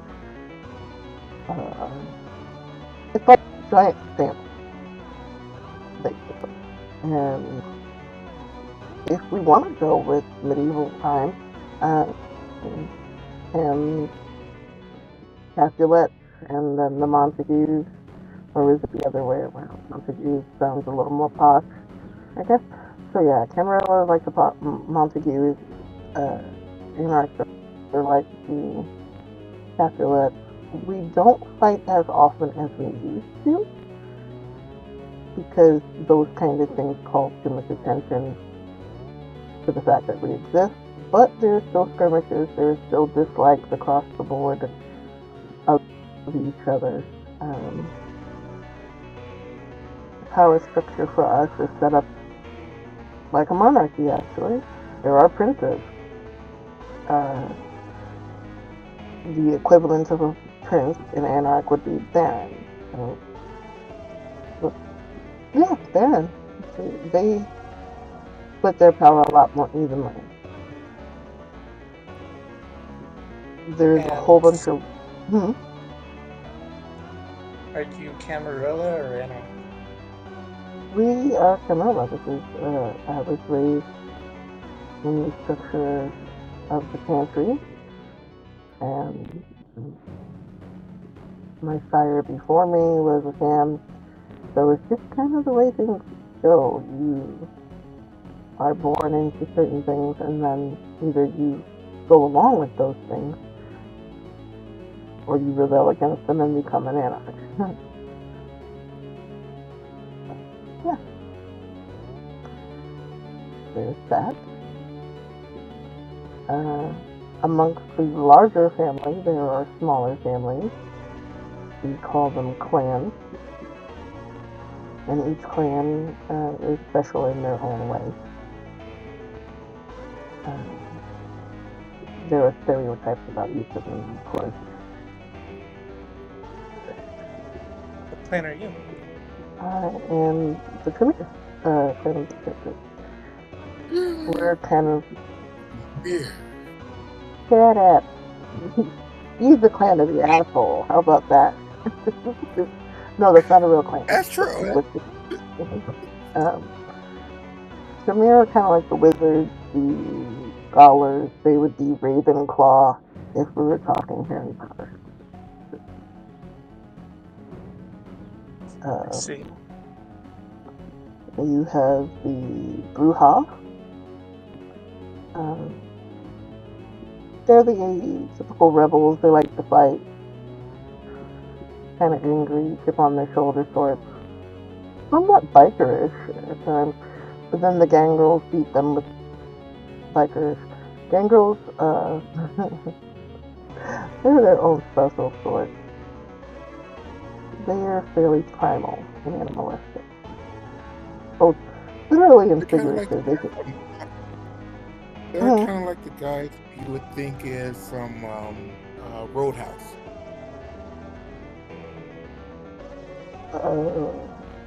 That big guy, the one with punching.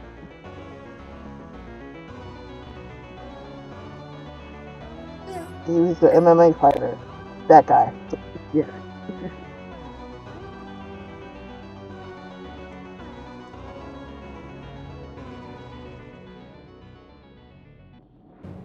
Then there are the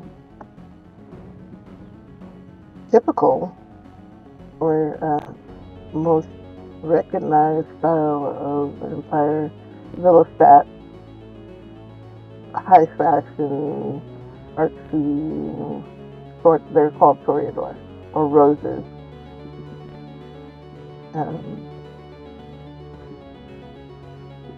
Am I forgetting?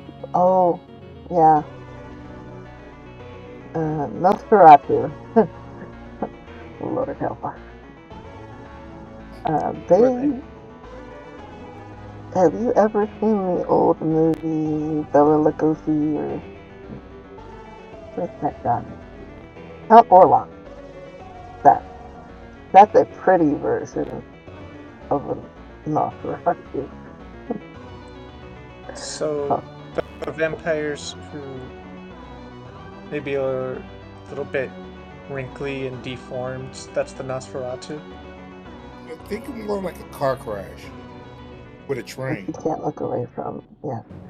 Some do have less disfigurement, but usually there is no way to miss what a Nosferatu is.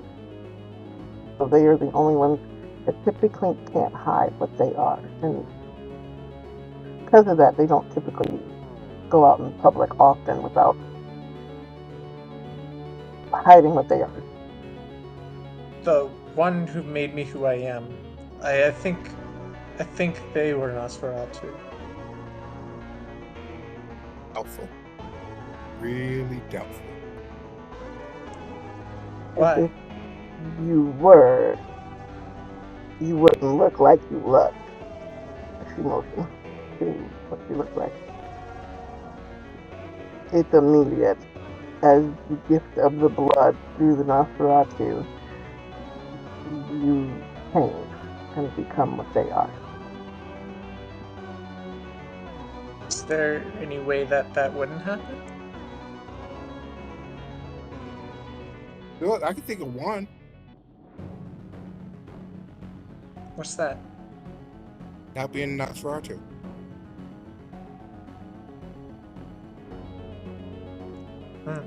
Or maybe being a thin blood, but I think thin blood even still gets some of the curse. I don't know.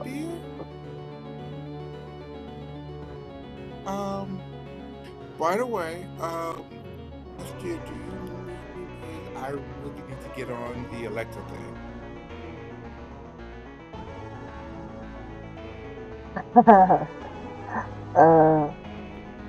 Well, I have good news for you and bad news for you. Which do you want? Well, let's start with the bad and we'll work our way backwards.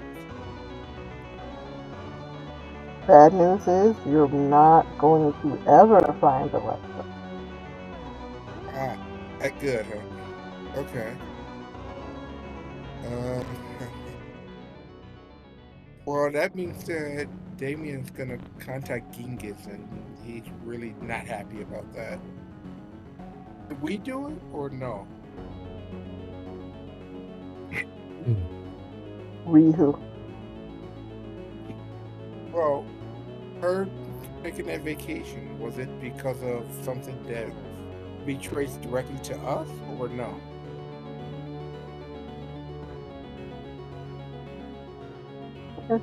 There's a saying that always comes to mind in situations like that. And it holds more sway with the shelter than anywhere else because of the actions that they've taken by force, by choice, and by inaction. And that's 3 can keep a secret if 2 are dead. Unfortunately, most of the shelter have proven to be immortal so far. And asking that question in front of a open mic, as it were, sitting in a morgue on the north side of Chicago, there are several waiting in the wings understandings that have yet to set foot upon the boards. Looking at one and then the next, there's been a rapid fire exchange of information. And there's a drive to do anything and everything except for that. But in the truth of the matter, and where you all are right now, there's still quite a few bits of information that are needed. namely as for anyone with a wit and awareness totaling 4 or more, it is clear, as evident as a gunshot in a dark room, that Madeline's control on themselves, while admirable, is right at the point where most people lose their ever-loving minds. The soup, as delicious as it was going down, tasting of ash and nightmares. Even worse coming up. The efforts of retching up and losing vitae and blood, there is a toll to be paid.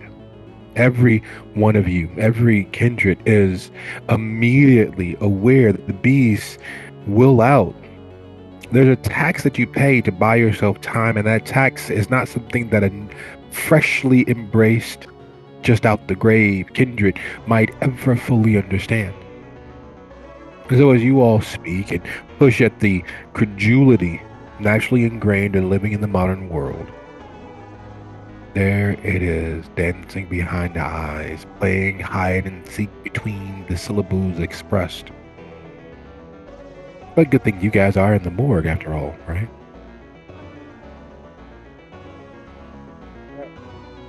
Yes, maybe we should pause this because the newbie looking a little pale.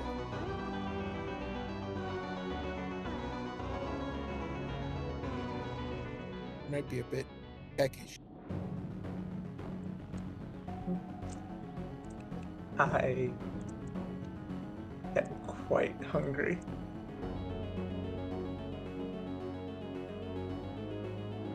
Oh, really gotta get a connect for bags and start keeping them down here.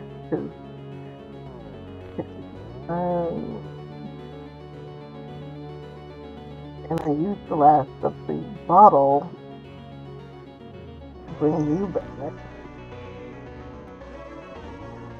Do you want me to sit a rest for? Take one for the team?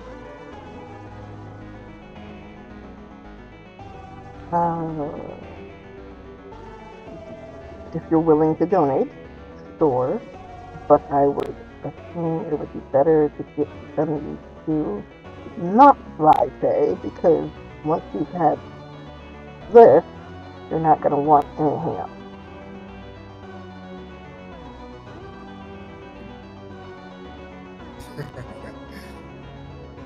There's a lot about her that we don't know, though. She's gonna have to have something real quick.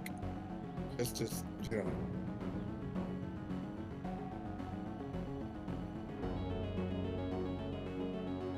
Okay, I'm not going to stop you then. It's your body, your choice.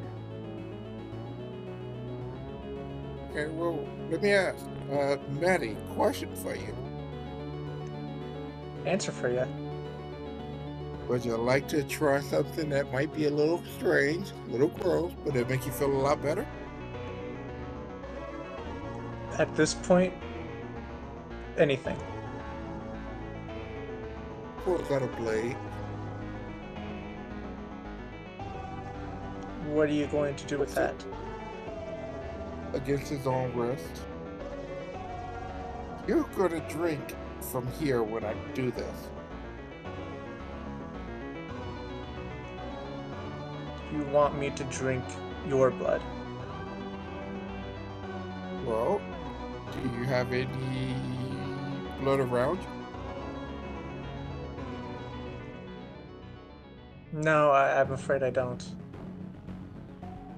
He slices his wrist and puts it to her face.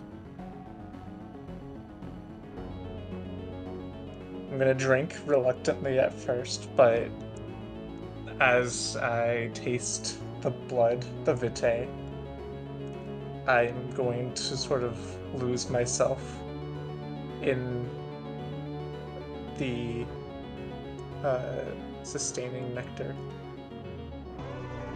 Oh no. It's not sustaining. It is life affirming. It's not a ration. It is not McDonald's circa 1990. It is not the 5 for $5 meal at Wendy's. It is everything that you could hope for in a happy life.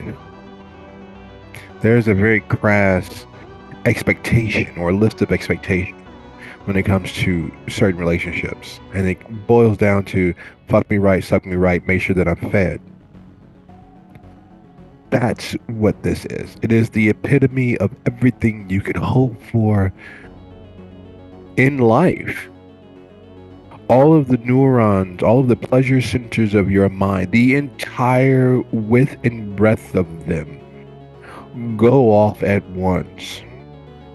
If you were not dead, if what your body was anything but a corpse, the physiological responses of your pleasure would be evident.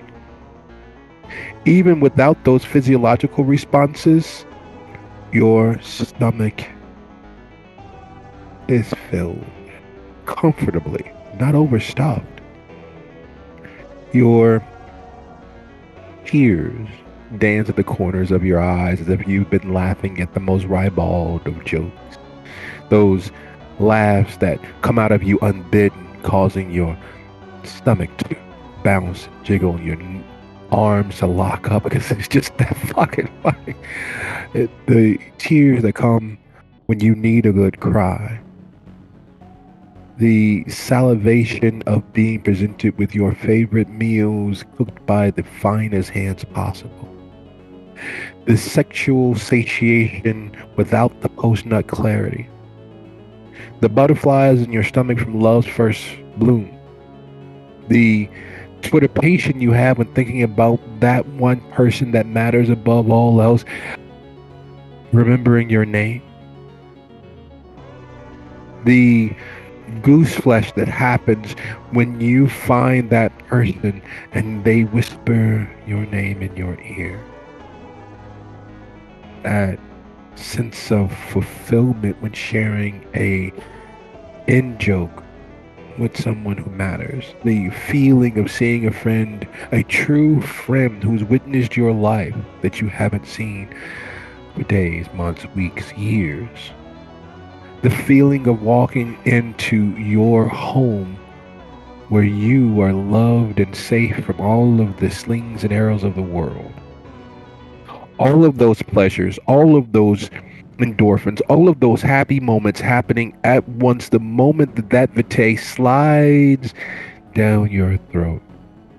Every facet of your being, every micrometer of your being absorbing more and more of that melon sweet, unctuously delicious essence of forever. That's what feeding is. That's what the kiss is. And as that pleasure washes over you, the sad truth of dealing with trauma, you can only address it when you are safe. Sad truth in dealing with hard moments of the past, you can only explore them and understand them when they are no longer waging war for your soul. You can only relive and remember those moments with any semblance of clarity when you are no longer in them, when you are in fact safe, sound, and happy. And like a bullet, it hits you. You see their faces closing in. You want to be pure, yes. There is one way. And you can feel their tongue sliding across your forearms. There's two of them, but there's only one of them. You can't get past them because they're somehow connected or wearing a stupid uniform or costume, and you're not sure. But the flesh is jiggling and flapping and slapping against you, and it's cold. It's so fucking cold. And then there's their tongues, which are not. Their tongues are rough and warm and feel like your cat that you had when you were 6. Their tongues are not the worst part of them touching you. You've been beaten, you've been flogged, you managed to skin dance that one gathering 2 weeks before this, but their tongues on you causes a flashing, flickering sense of memory buried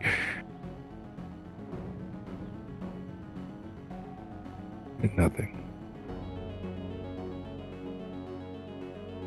Red eyes in the dark, cries going unanswered.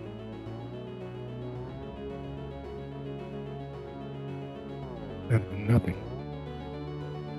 All of that talk about the enlightenment of pain. All of that talk about being purified and prepared to be planted like a seed in the garden, which would yield a beautiful flower.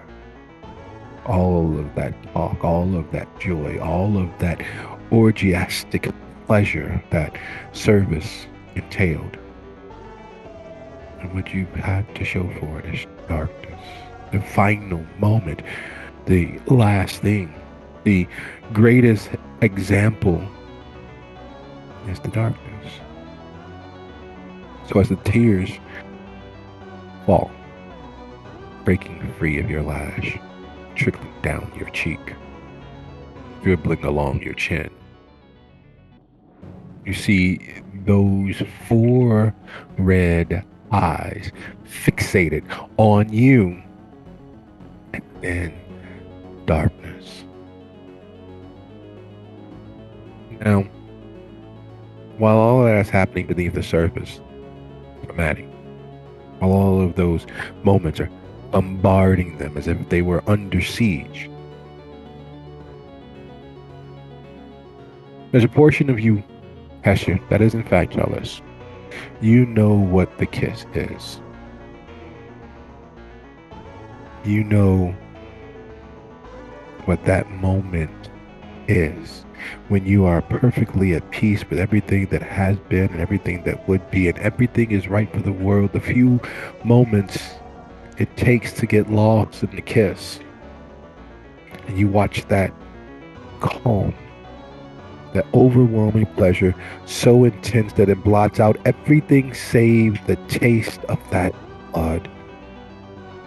There's a small portion of you that watches it happen, the stillness fall, the acceptance of all of that pleasure, and then as the tears fall, leaving tracks along their face, you know that something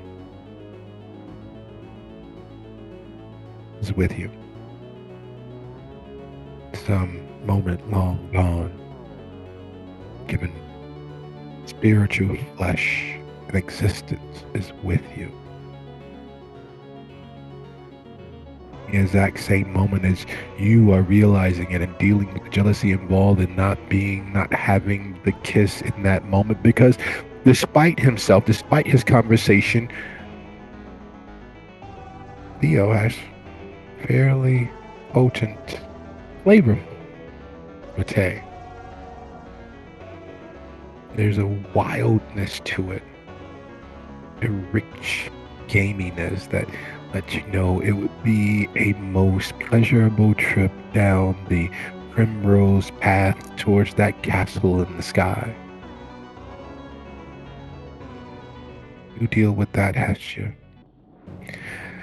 Every kindred knows what the kiss is. Every kindred has experienced the kiss hundreds of times, or at least a handful of times in their existence.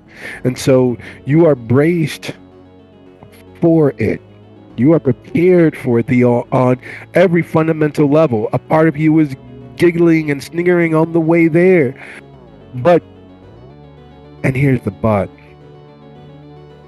how does one prepare for heaven? How does one prepare for one's own paradise? How does one prepare for the sheer weight and emotional outpouring? No matter how much you brace for it, there's always a portion that slips through. There's always a facet of it that crawls underneath fence. Like the pokey little puppy, it finds its way time and time again. And as you watch her face go through not just the motions, but the spirit of the kiss, taking hold and shaking her. You're swept along in that moment as well, because you remember what it was like that first time, that last time, that every time, tasting actual kindred vitae, all the power in that vitae and how it opens all of your chakras.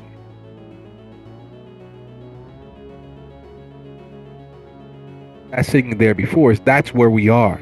That's where the coterie is in this moment, in this temple of death that is the center of their haven. So, long story short, what do, folks? What do?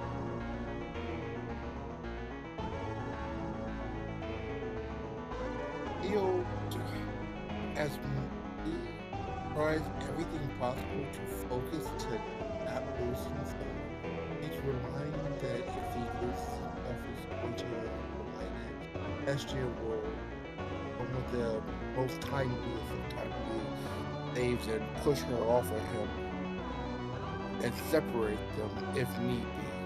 But when he loses enough where he's like, okay, this is good, he's gonna do his best to kind of push her off, like, all right, it's enough, get off me. I'm going to put up a little of resistance to being pushed off, but ultimately I will back off as I remember myself. I'm gonna wipe my mouth and say, damn, that was good. Yeah, I get that a lot. You feed your blood to young women a lot? No, that's not what he meant, and no, he doesn't use that comment a lot.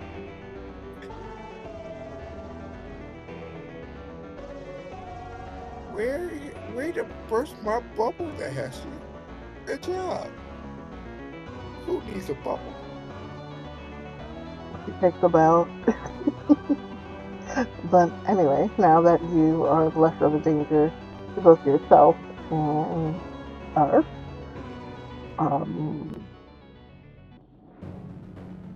welcome to the world, I guess. We do have some things that are going on that we need to sort, but I don't know whether you'd be ready for those things just yet, seeing as how new you are. Okay. I'm gonna vote no. What was that? He just whispers to himself. He whispers to himself, "I would vote no."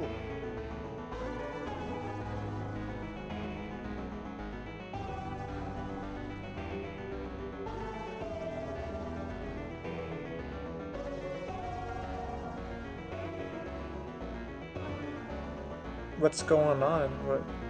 Is there anything I can help with at all? Actually, you said cult. That's how you were brought into this. You know a man named Alex? Do I know a man named Alex?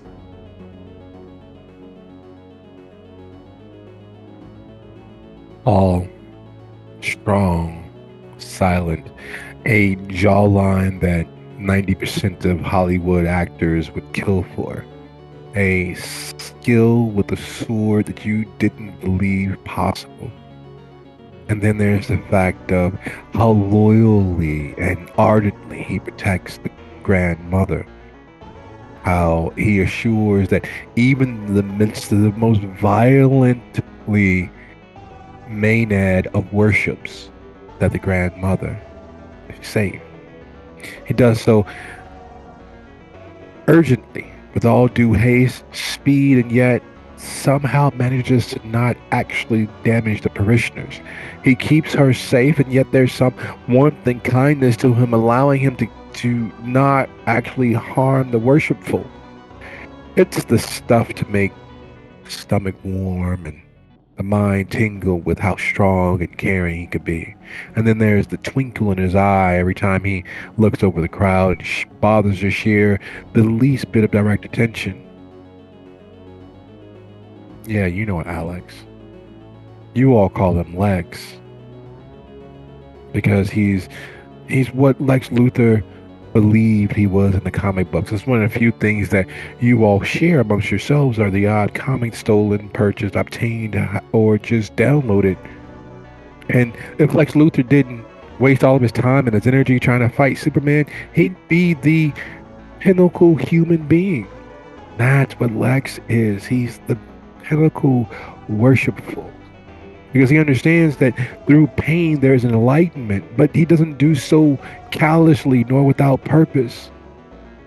He understands that there's beauty all around, and yet he treats it as that's what the world is supposed to be. And yeah, it's immature. You know it's childish, but on several instances you've written his name or scrawled it on the side with a little chalk and your name next to it. And you're trying to figure out which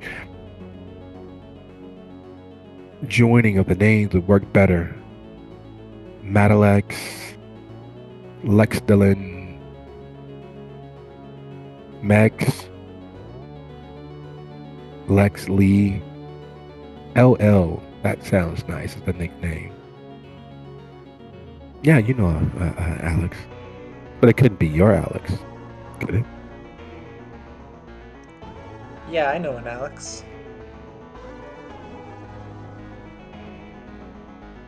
Why do you ask? Because he used to be part of the coterie, and we haven't seen him in a while. So I'd love to find out where he's hanging out nowadays, so that maybe we can catch up.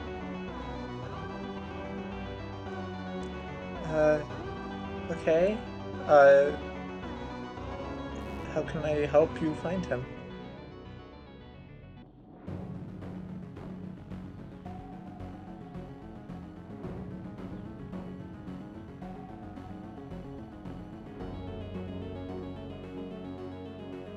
Well, apparently there's some sort of hangout that you all go to, and I can't quite remember where that is.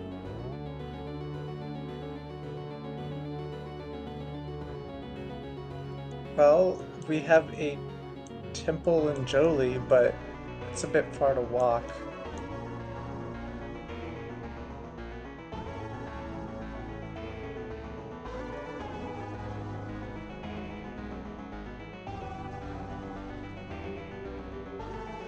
Oh, we wouldn't be walking. I mean, I have a car.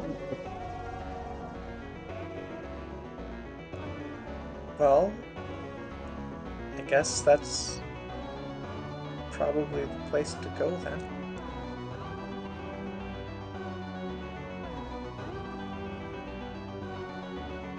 Perfect. He looks at Theo. Do you think Dax would be cool with that? Or should we tell them where we're going?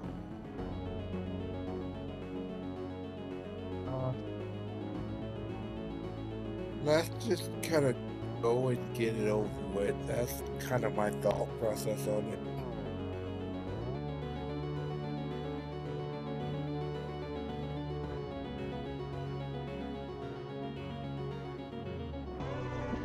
Storyteller. Hess knowing what Hess says about Alex. How smart is this plan?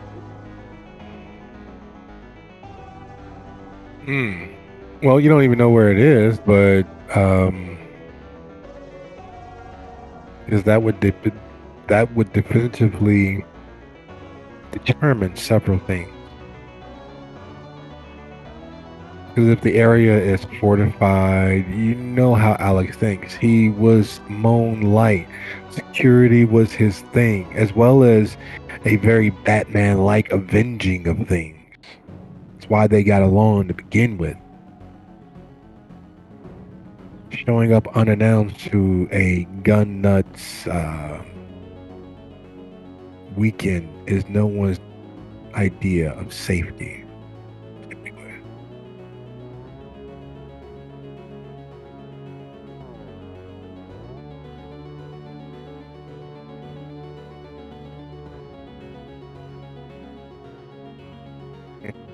Not for So nothing, all in all, a bad idea.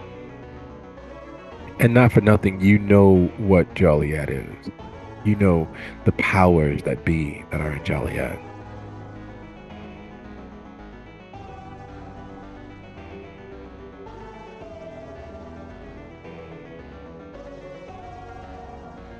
Get his face palms. I know you're saying that we should do this, but the problem, Theo, is if this and swords starts happening, I'm on my own. I'm the only one that can fight, as far as I'm aware.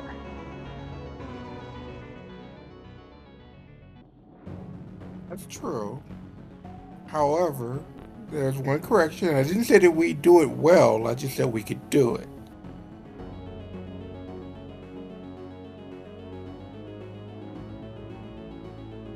I'm sorry, we're gonna fight. Well, With actually, no. It seems like we're gonna die. with our kind of inevitable. Sometimes the two end up in a scuffle. Usually people try to talk first, but scuffle. The other thing is the problem of Joshua being out there as Baron and Juliet. The other part of the thing that we have to do, but he's out there, and I don't think we're really ready for him just yet.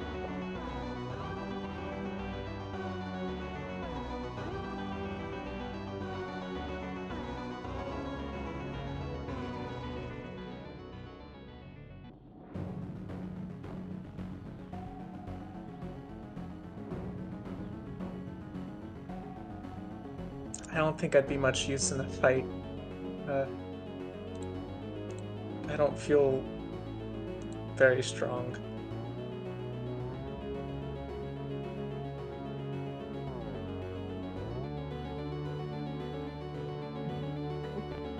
Of all the times for Aaron to go wandering and fuck off. Yeah, and like I said, the biggest thing is the Joshua thing. That's not something you know about, is it? Joshua thing?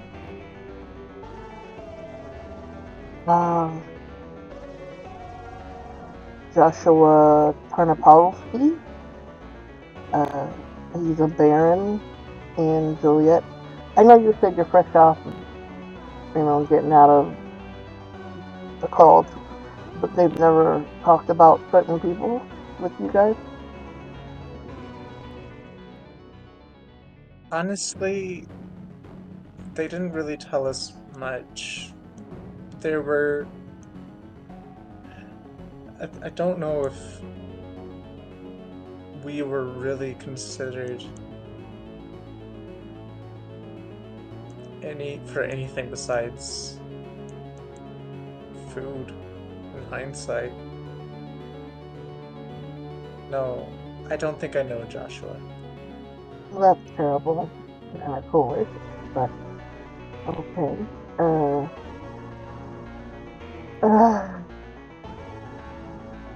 Okay, what we could do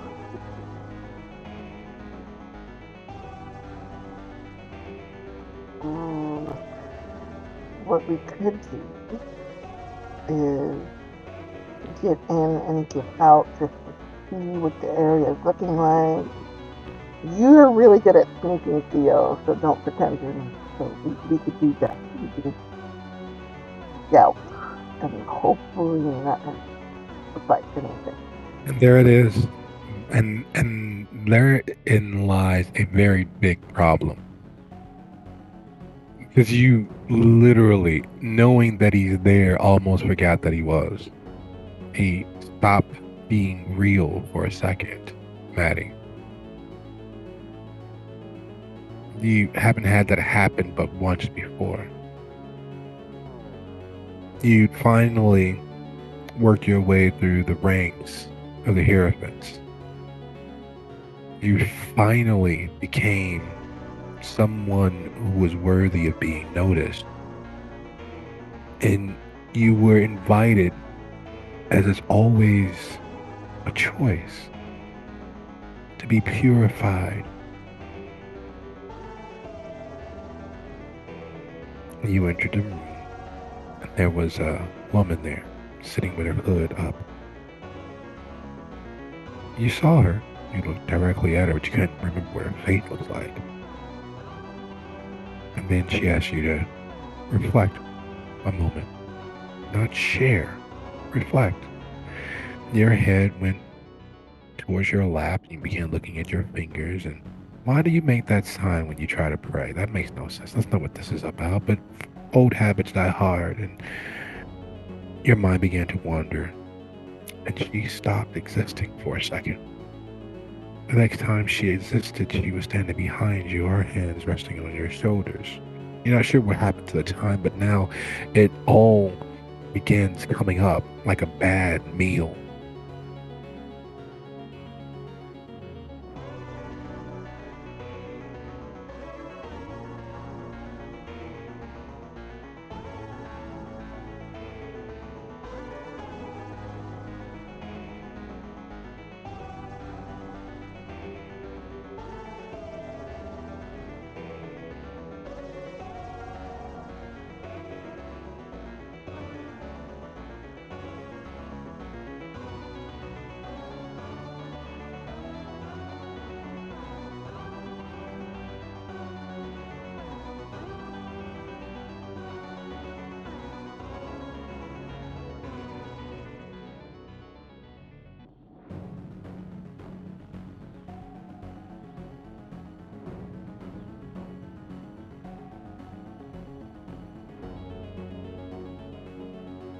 So yeah, we could get in, get out, scout the area. The only other thing that I'm worried about is that asshole priest is out there working with Joshua. And it's... Wait. He's hidden babies. That's a later problem. Or not a later problem. It's not our biggest problem, but it's still a problem. You get what I'm saying, right, Theo?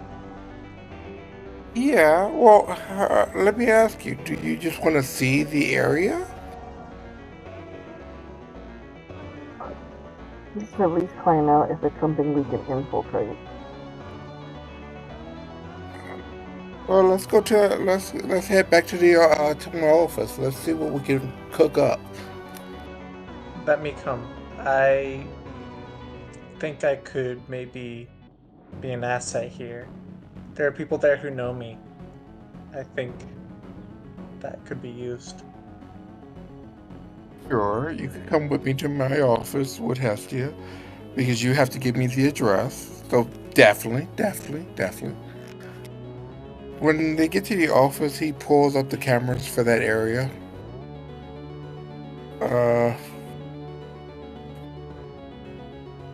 To see, basically hops in to see the camera feeds. Types in a couple of things on his computer. Gets the address. Okay, this is what we're looking at, and this is live. What address? The address of where their temple would be. The address is 241 West 2nd Avenue.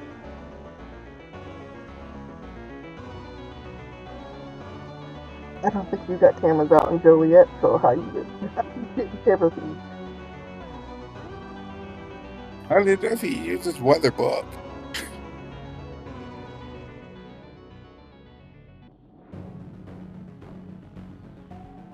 That's the problem. Not that you're paranoid, has, but the fact that he's not using anything that is not accessible to the public. He dorks through several different websites, backdooring his way in so no one even registers his traffic. That much you can follow and understand. After that point, he loses you because while there's no reason for the cameras to have the clarity that they do at this ungodly hour of the evening, they in fact do. Unfortunately for you all, the cameras he has access to, the publicly accessible municipal cameras that are placed up around the city keeping watch, even with him able to heighten them to the fact that they're very nearly 4K, there's none within range of the church. You see the roads. And for those of you with a significant amount of understanding when it comes to such things, would you be so kind as go ahead and roll your either intelligence or wits plus drive DC 4. What's the skill? Intelligence or wits plus drive.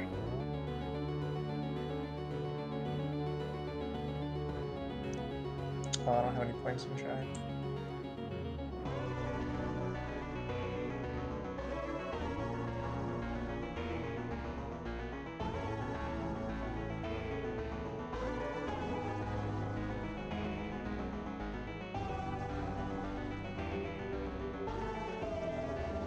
I don't have anything in drive, but my intelligence is relatively high.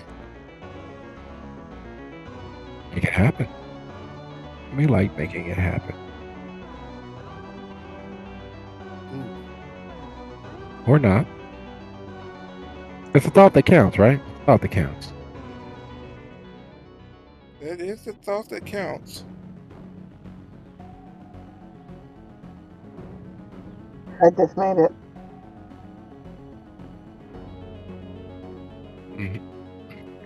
Yes. Yes, you did. And it's troubling in a way that it shouldn't be. The zeitgeist, the understanding of what the anarchs are is wild, rambunctious, foolish, idiotic, moronic, and those are the better qualities of the anarchs as a whole.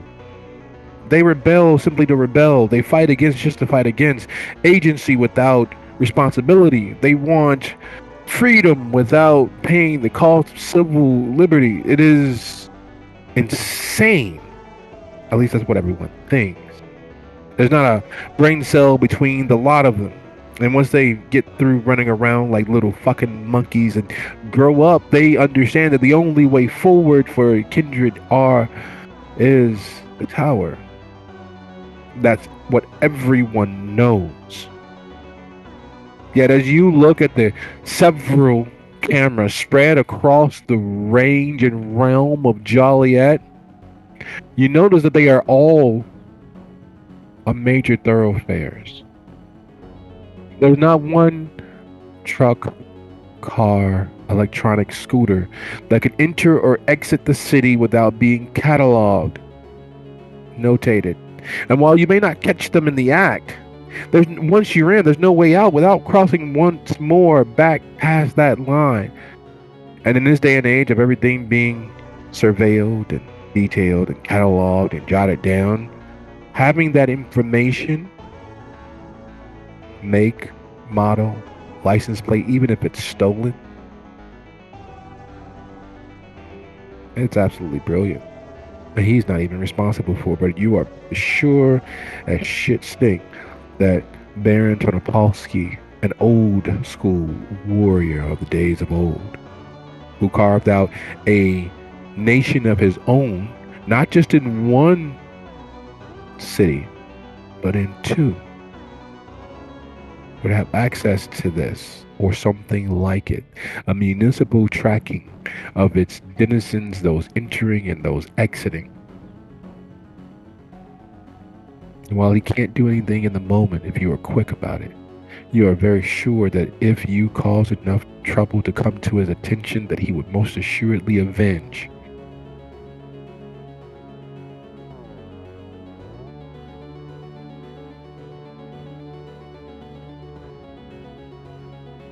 Nothing denoting kindred, nothing calling anyone out that could be found ever by anyone. And yet, just like Prince Decker, you are very sure that he is aware and utilizes this when necessary.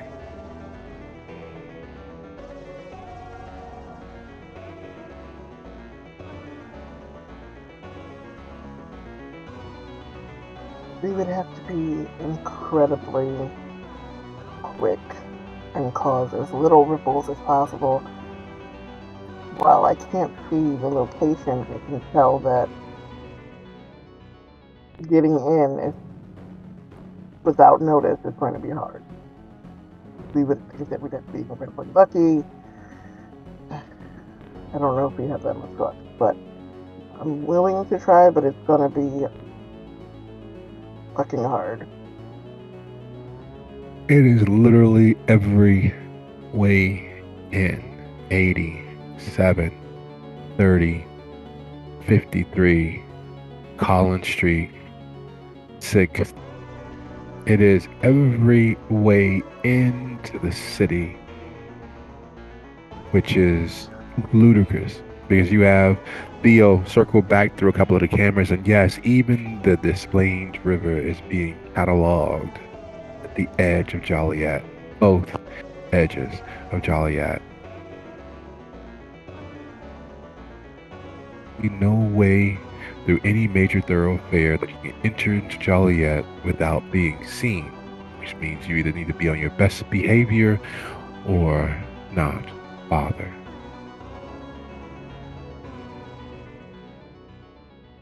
You know, all things being equal, make sure you bother everything. Maybe you'll turn the apple cart, spilling them everywhere so that there's too much trouble to follow.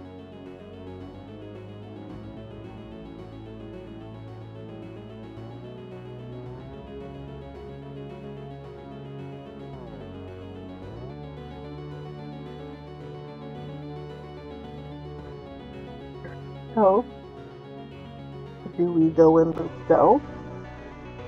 Or do we go in and say fuck it and make so much noise they can't peg one direction or not? Well, I could try to circumvent the cameras by being unnoticeable, but that's going to be rough, rather difficult.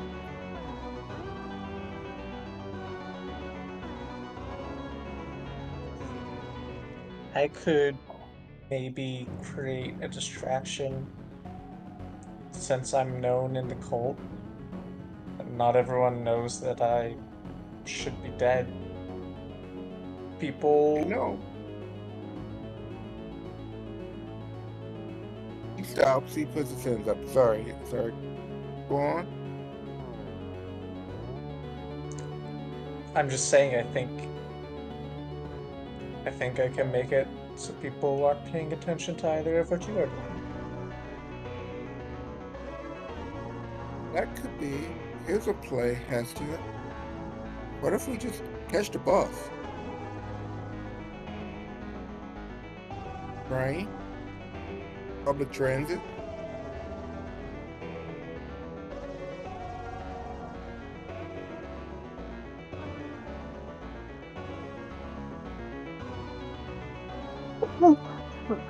Sorry.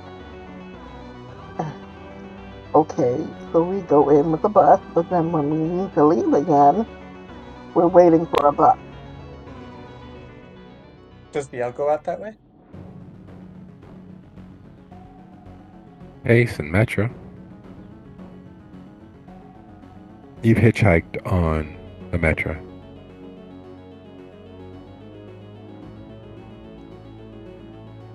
Yeah, so there's the metro. Maybe we could take that back.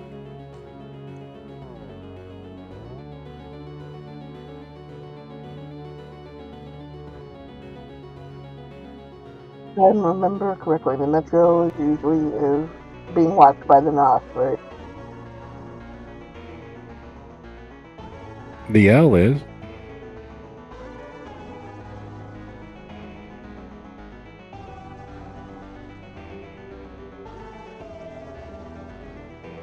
Well, I guess push comes to shove, I can like steal a car. Let's go. Wait, what Moonlight's about burning. basements? I'm sorry, I didn't mean to take over you.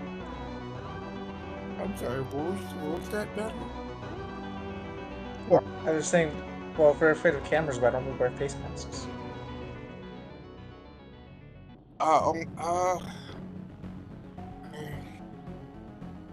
Possible.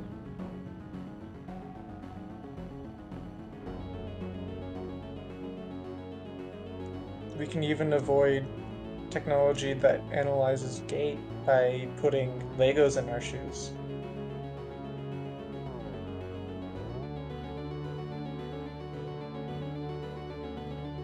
Yeah, but here's the only problem. Rusty is sort of a known quantity in a certain circle. And she has a certain something about her. She kind of looks over her head and makes her stick out.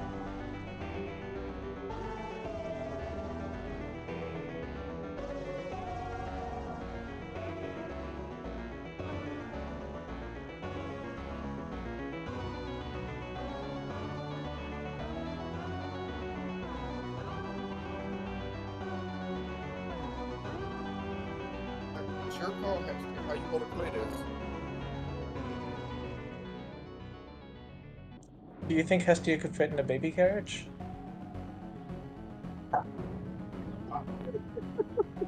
Look. Oh no. Sure, maybe. I guess.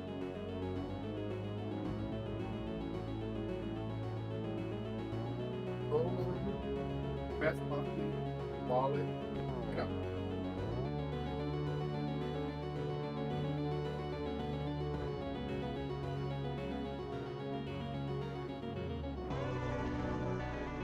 Oh, it See won't. this. Mm-hmm.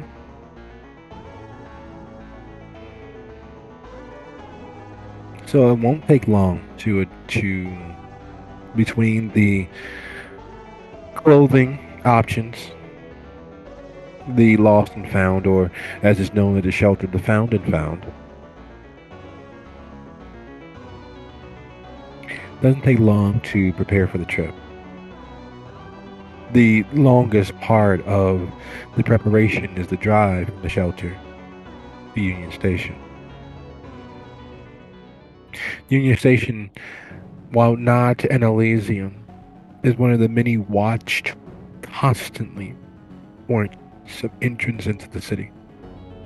Be it the buses on the western exit of the station, to the cabs on Jackson and Adams, to the boats that dock there along the river, to the Uber and Lyft that make their way there constantly, as well as the foot cabs, the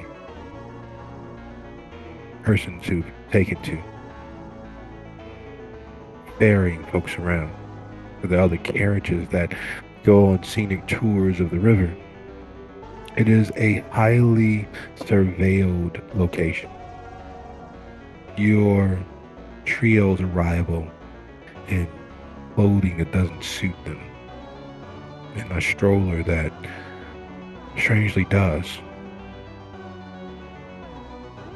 preparing to buy tickets on the last train of the evening out to southwestern Joliet. It is literally, for you all, like slinking across the Berlin Wall during the height of the Cold War. At any point along the way, one side or both could take offense and take arms. At any step along the way, you all could be discovered as, well, kindred. So with that in mind, is there any preparations outside of changing of clothes and the stroller that you all take into regards to preparations for this moment? Well, this seems like a good point to bring up my Bond Familius, a mosquito named Bite, who can act as a drone and can relay information to me because I invested into Feral Whispers.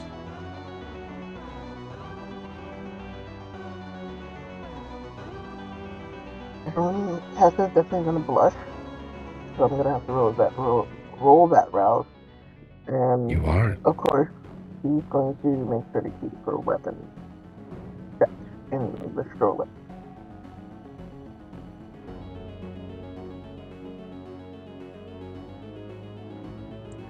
Do we have arms? Blush and pack at least an extra clip and a knife. We missed most of that. Sorry, Theo. Sorry. He was going to prepare an extra clip, knife, and he's going to use brush on life so that he can appear as human as possible.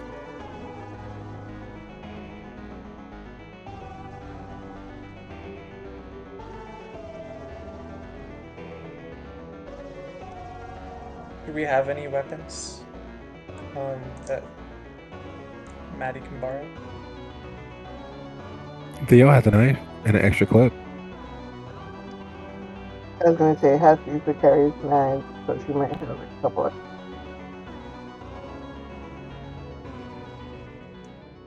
There was an area downstairs that we could send Maddie to go get some knives. I think I saw some down there. We just have to send her down there. That's what a Korean. Knife is better than nothing. I'll take one of those. I'll go down and get one. There's not time for that. You were literally sent off to a death trap. Imagine a maze runner game. That's what you would be facing if you exit off into it on your own through the haven. Never mind, I won't be doing that.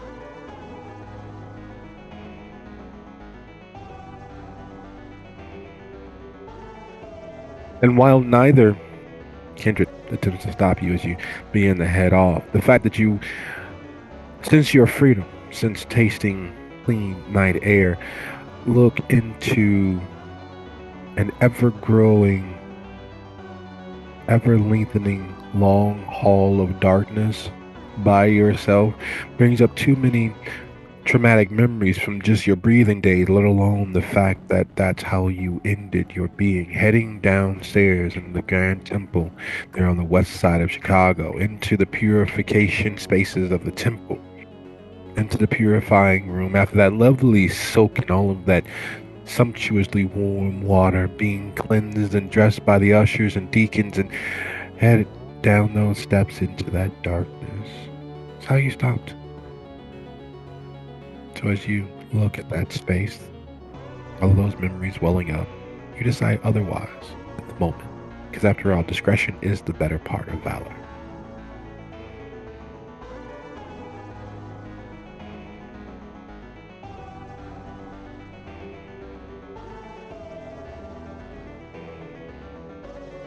And arriving at Union Station,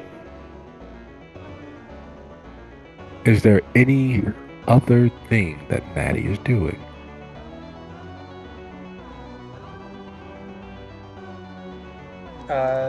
Probably should blush.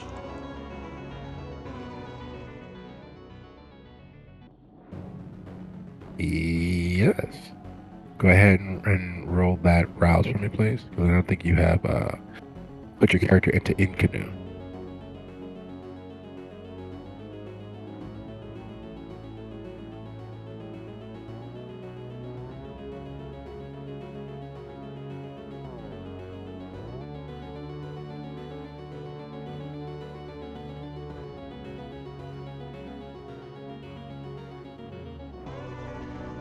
I'm just waiting for Theo's.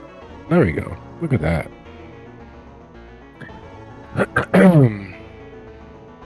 So it goes without saying that time being the thief of always, and that the beast will out. There is no way that you don't understand what's happening with Theo. As you all step out of the vehicle in front of Union Station and you move to the handicapped elevator to take it down to the trains, there is something about being alone with someone else's beast that causes the hairs when they the neck to stand on end. But everyone be so kind as go ahead and roll your manipulation and stealth, or your charisma plus performance. Appear human. As you all make your way through a still, despite the lateness of the hour, very actively busy Union Station.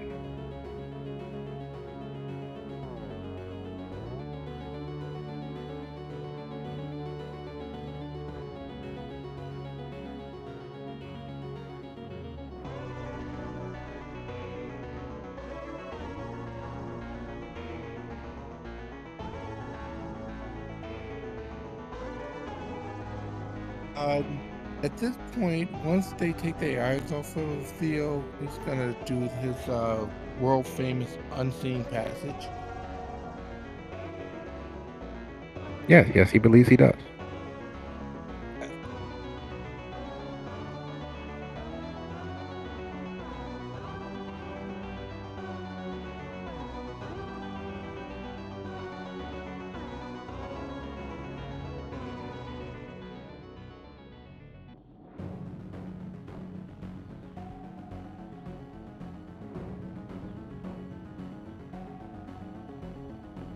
Who's pushing the stroller? I, It who's would be stronger Madeline. between? Yeah. I guess me. Yeah.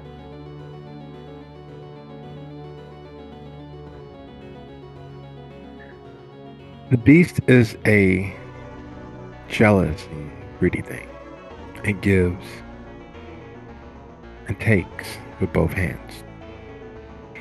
And it pulls you up by your short curlies. It whispers in your ear and yells into your heart. It speaks from the soul. All of the invective and ugliness that we hold inside of ourselves from someone else's voice, speaking to us in our own. It's learned behaviors of assailing and assaulting,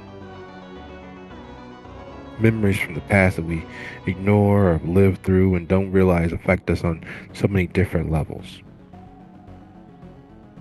So as you all successfully make your way into Union Station and making your way towards the gate where you are departing for Joliet, and you are sure, Theo, that you are undetectable, that you are, as per your wont, completely and totally, unremarkably not there. Your beast, your darker self, your mirror image, the you without compunctions of attempting kindness, whispers constantly, incessantly in your ear, growling. They're looking at you.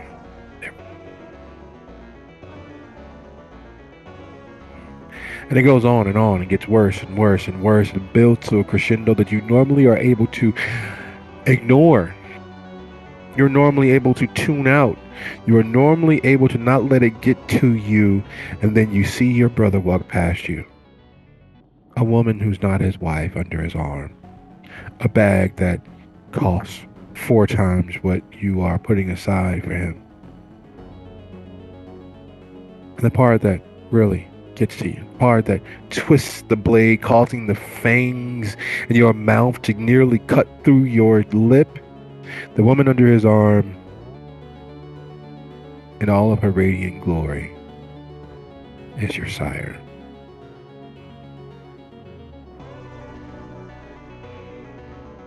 You realize that it's been over 300 days It's almost your death day. It's almost the time where she will take something that matters from you. The fact that she looks at you. The fact that she smiles. Twists that blade.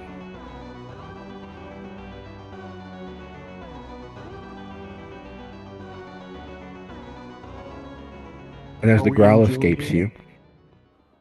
you're in Union Station.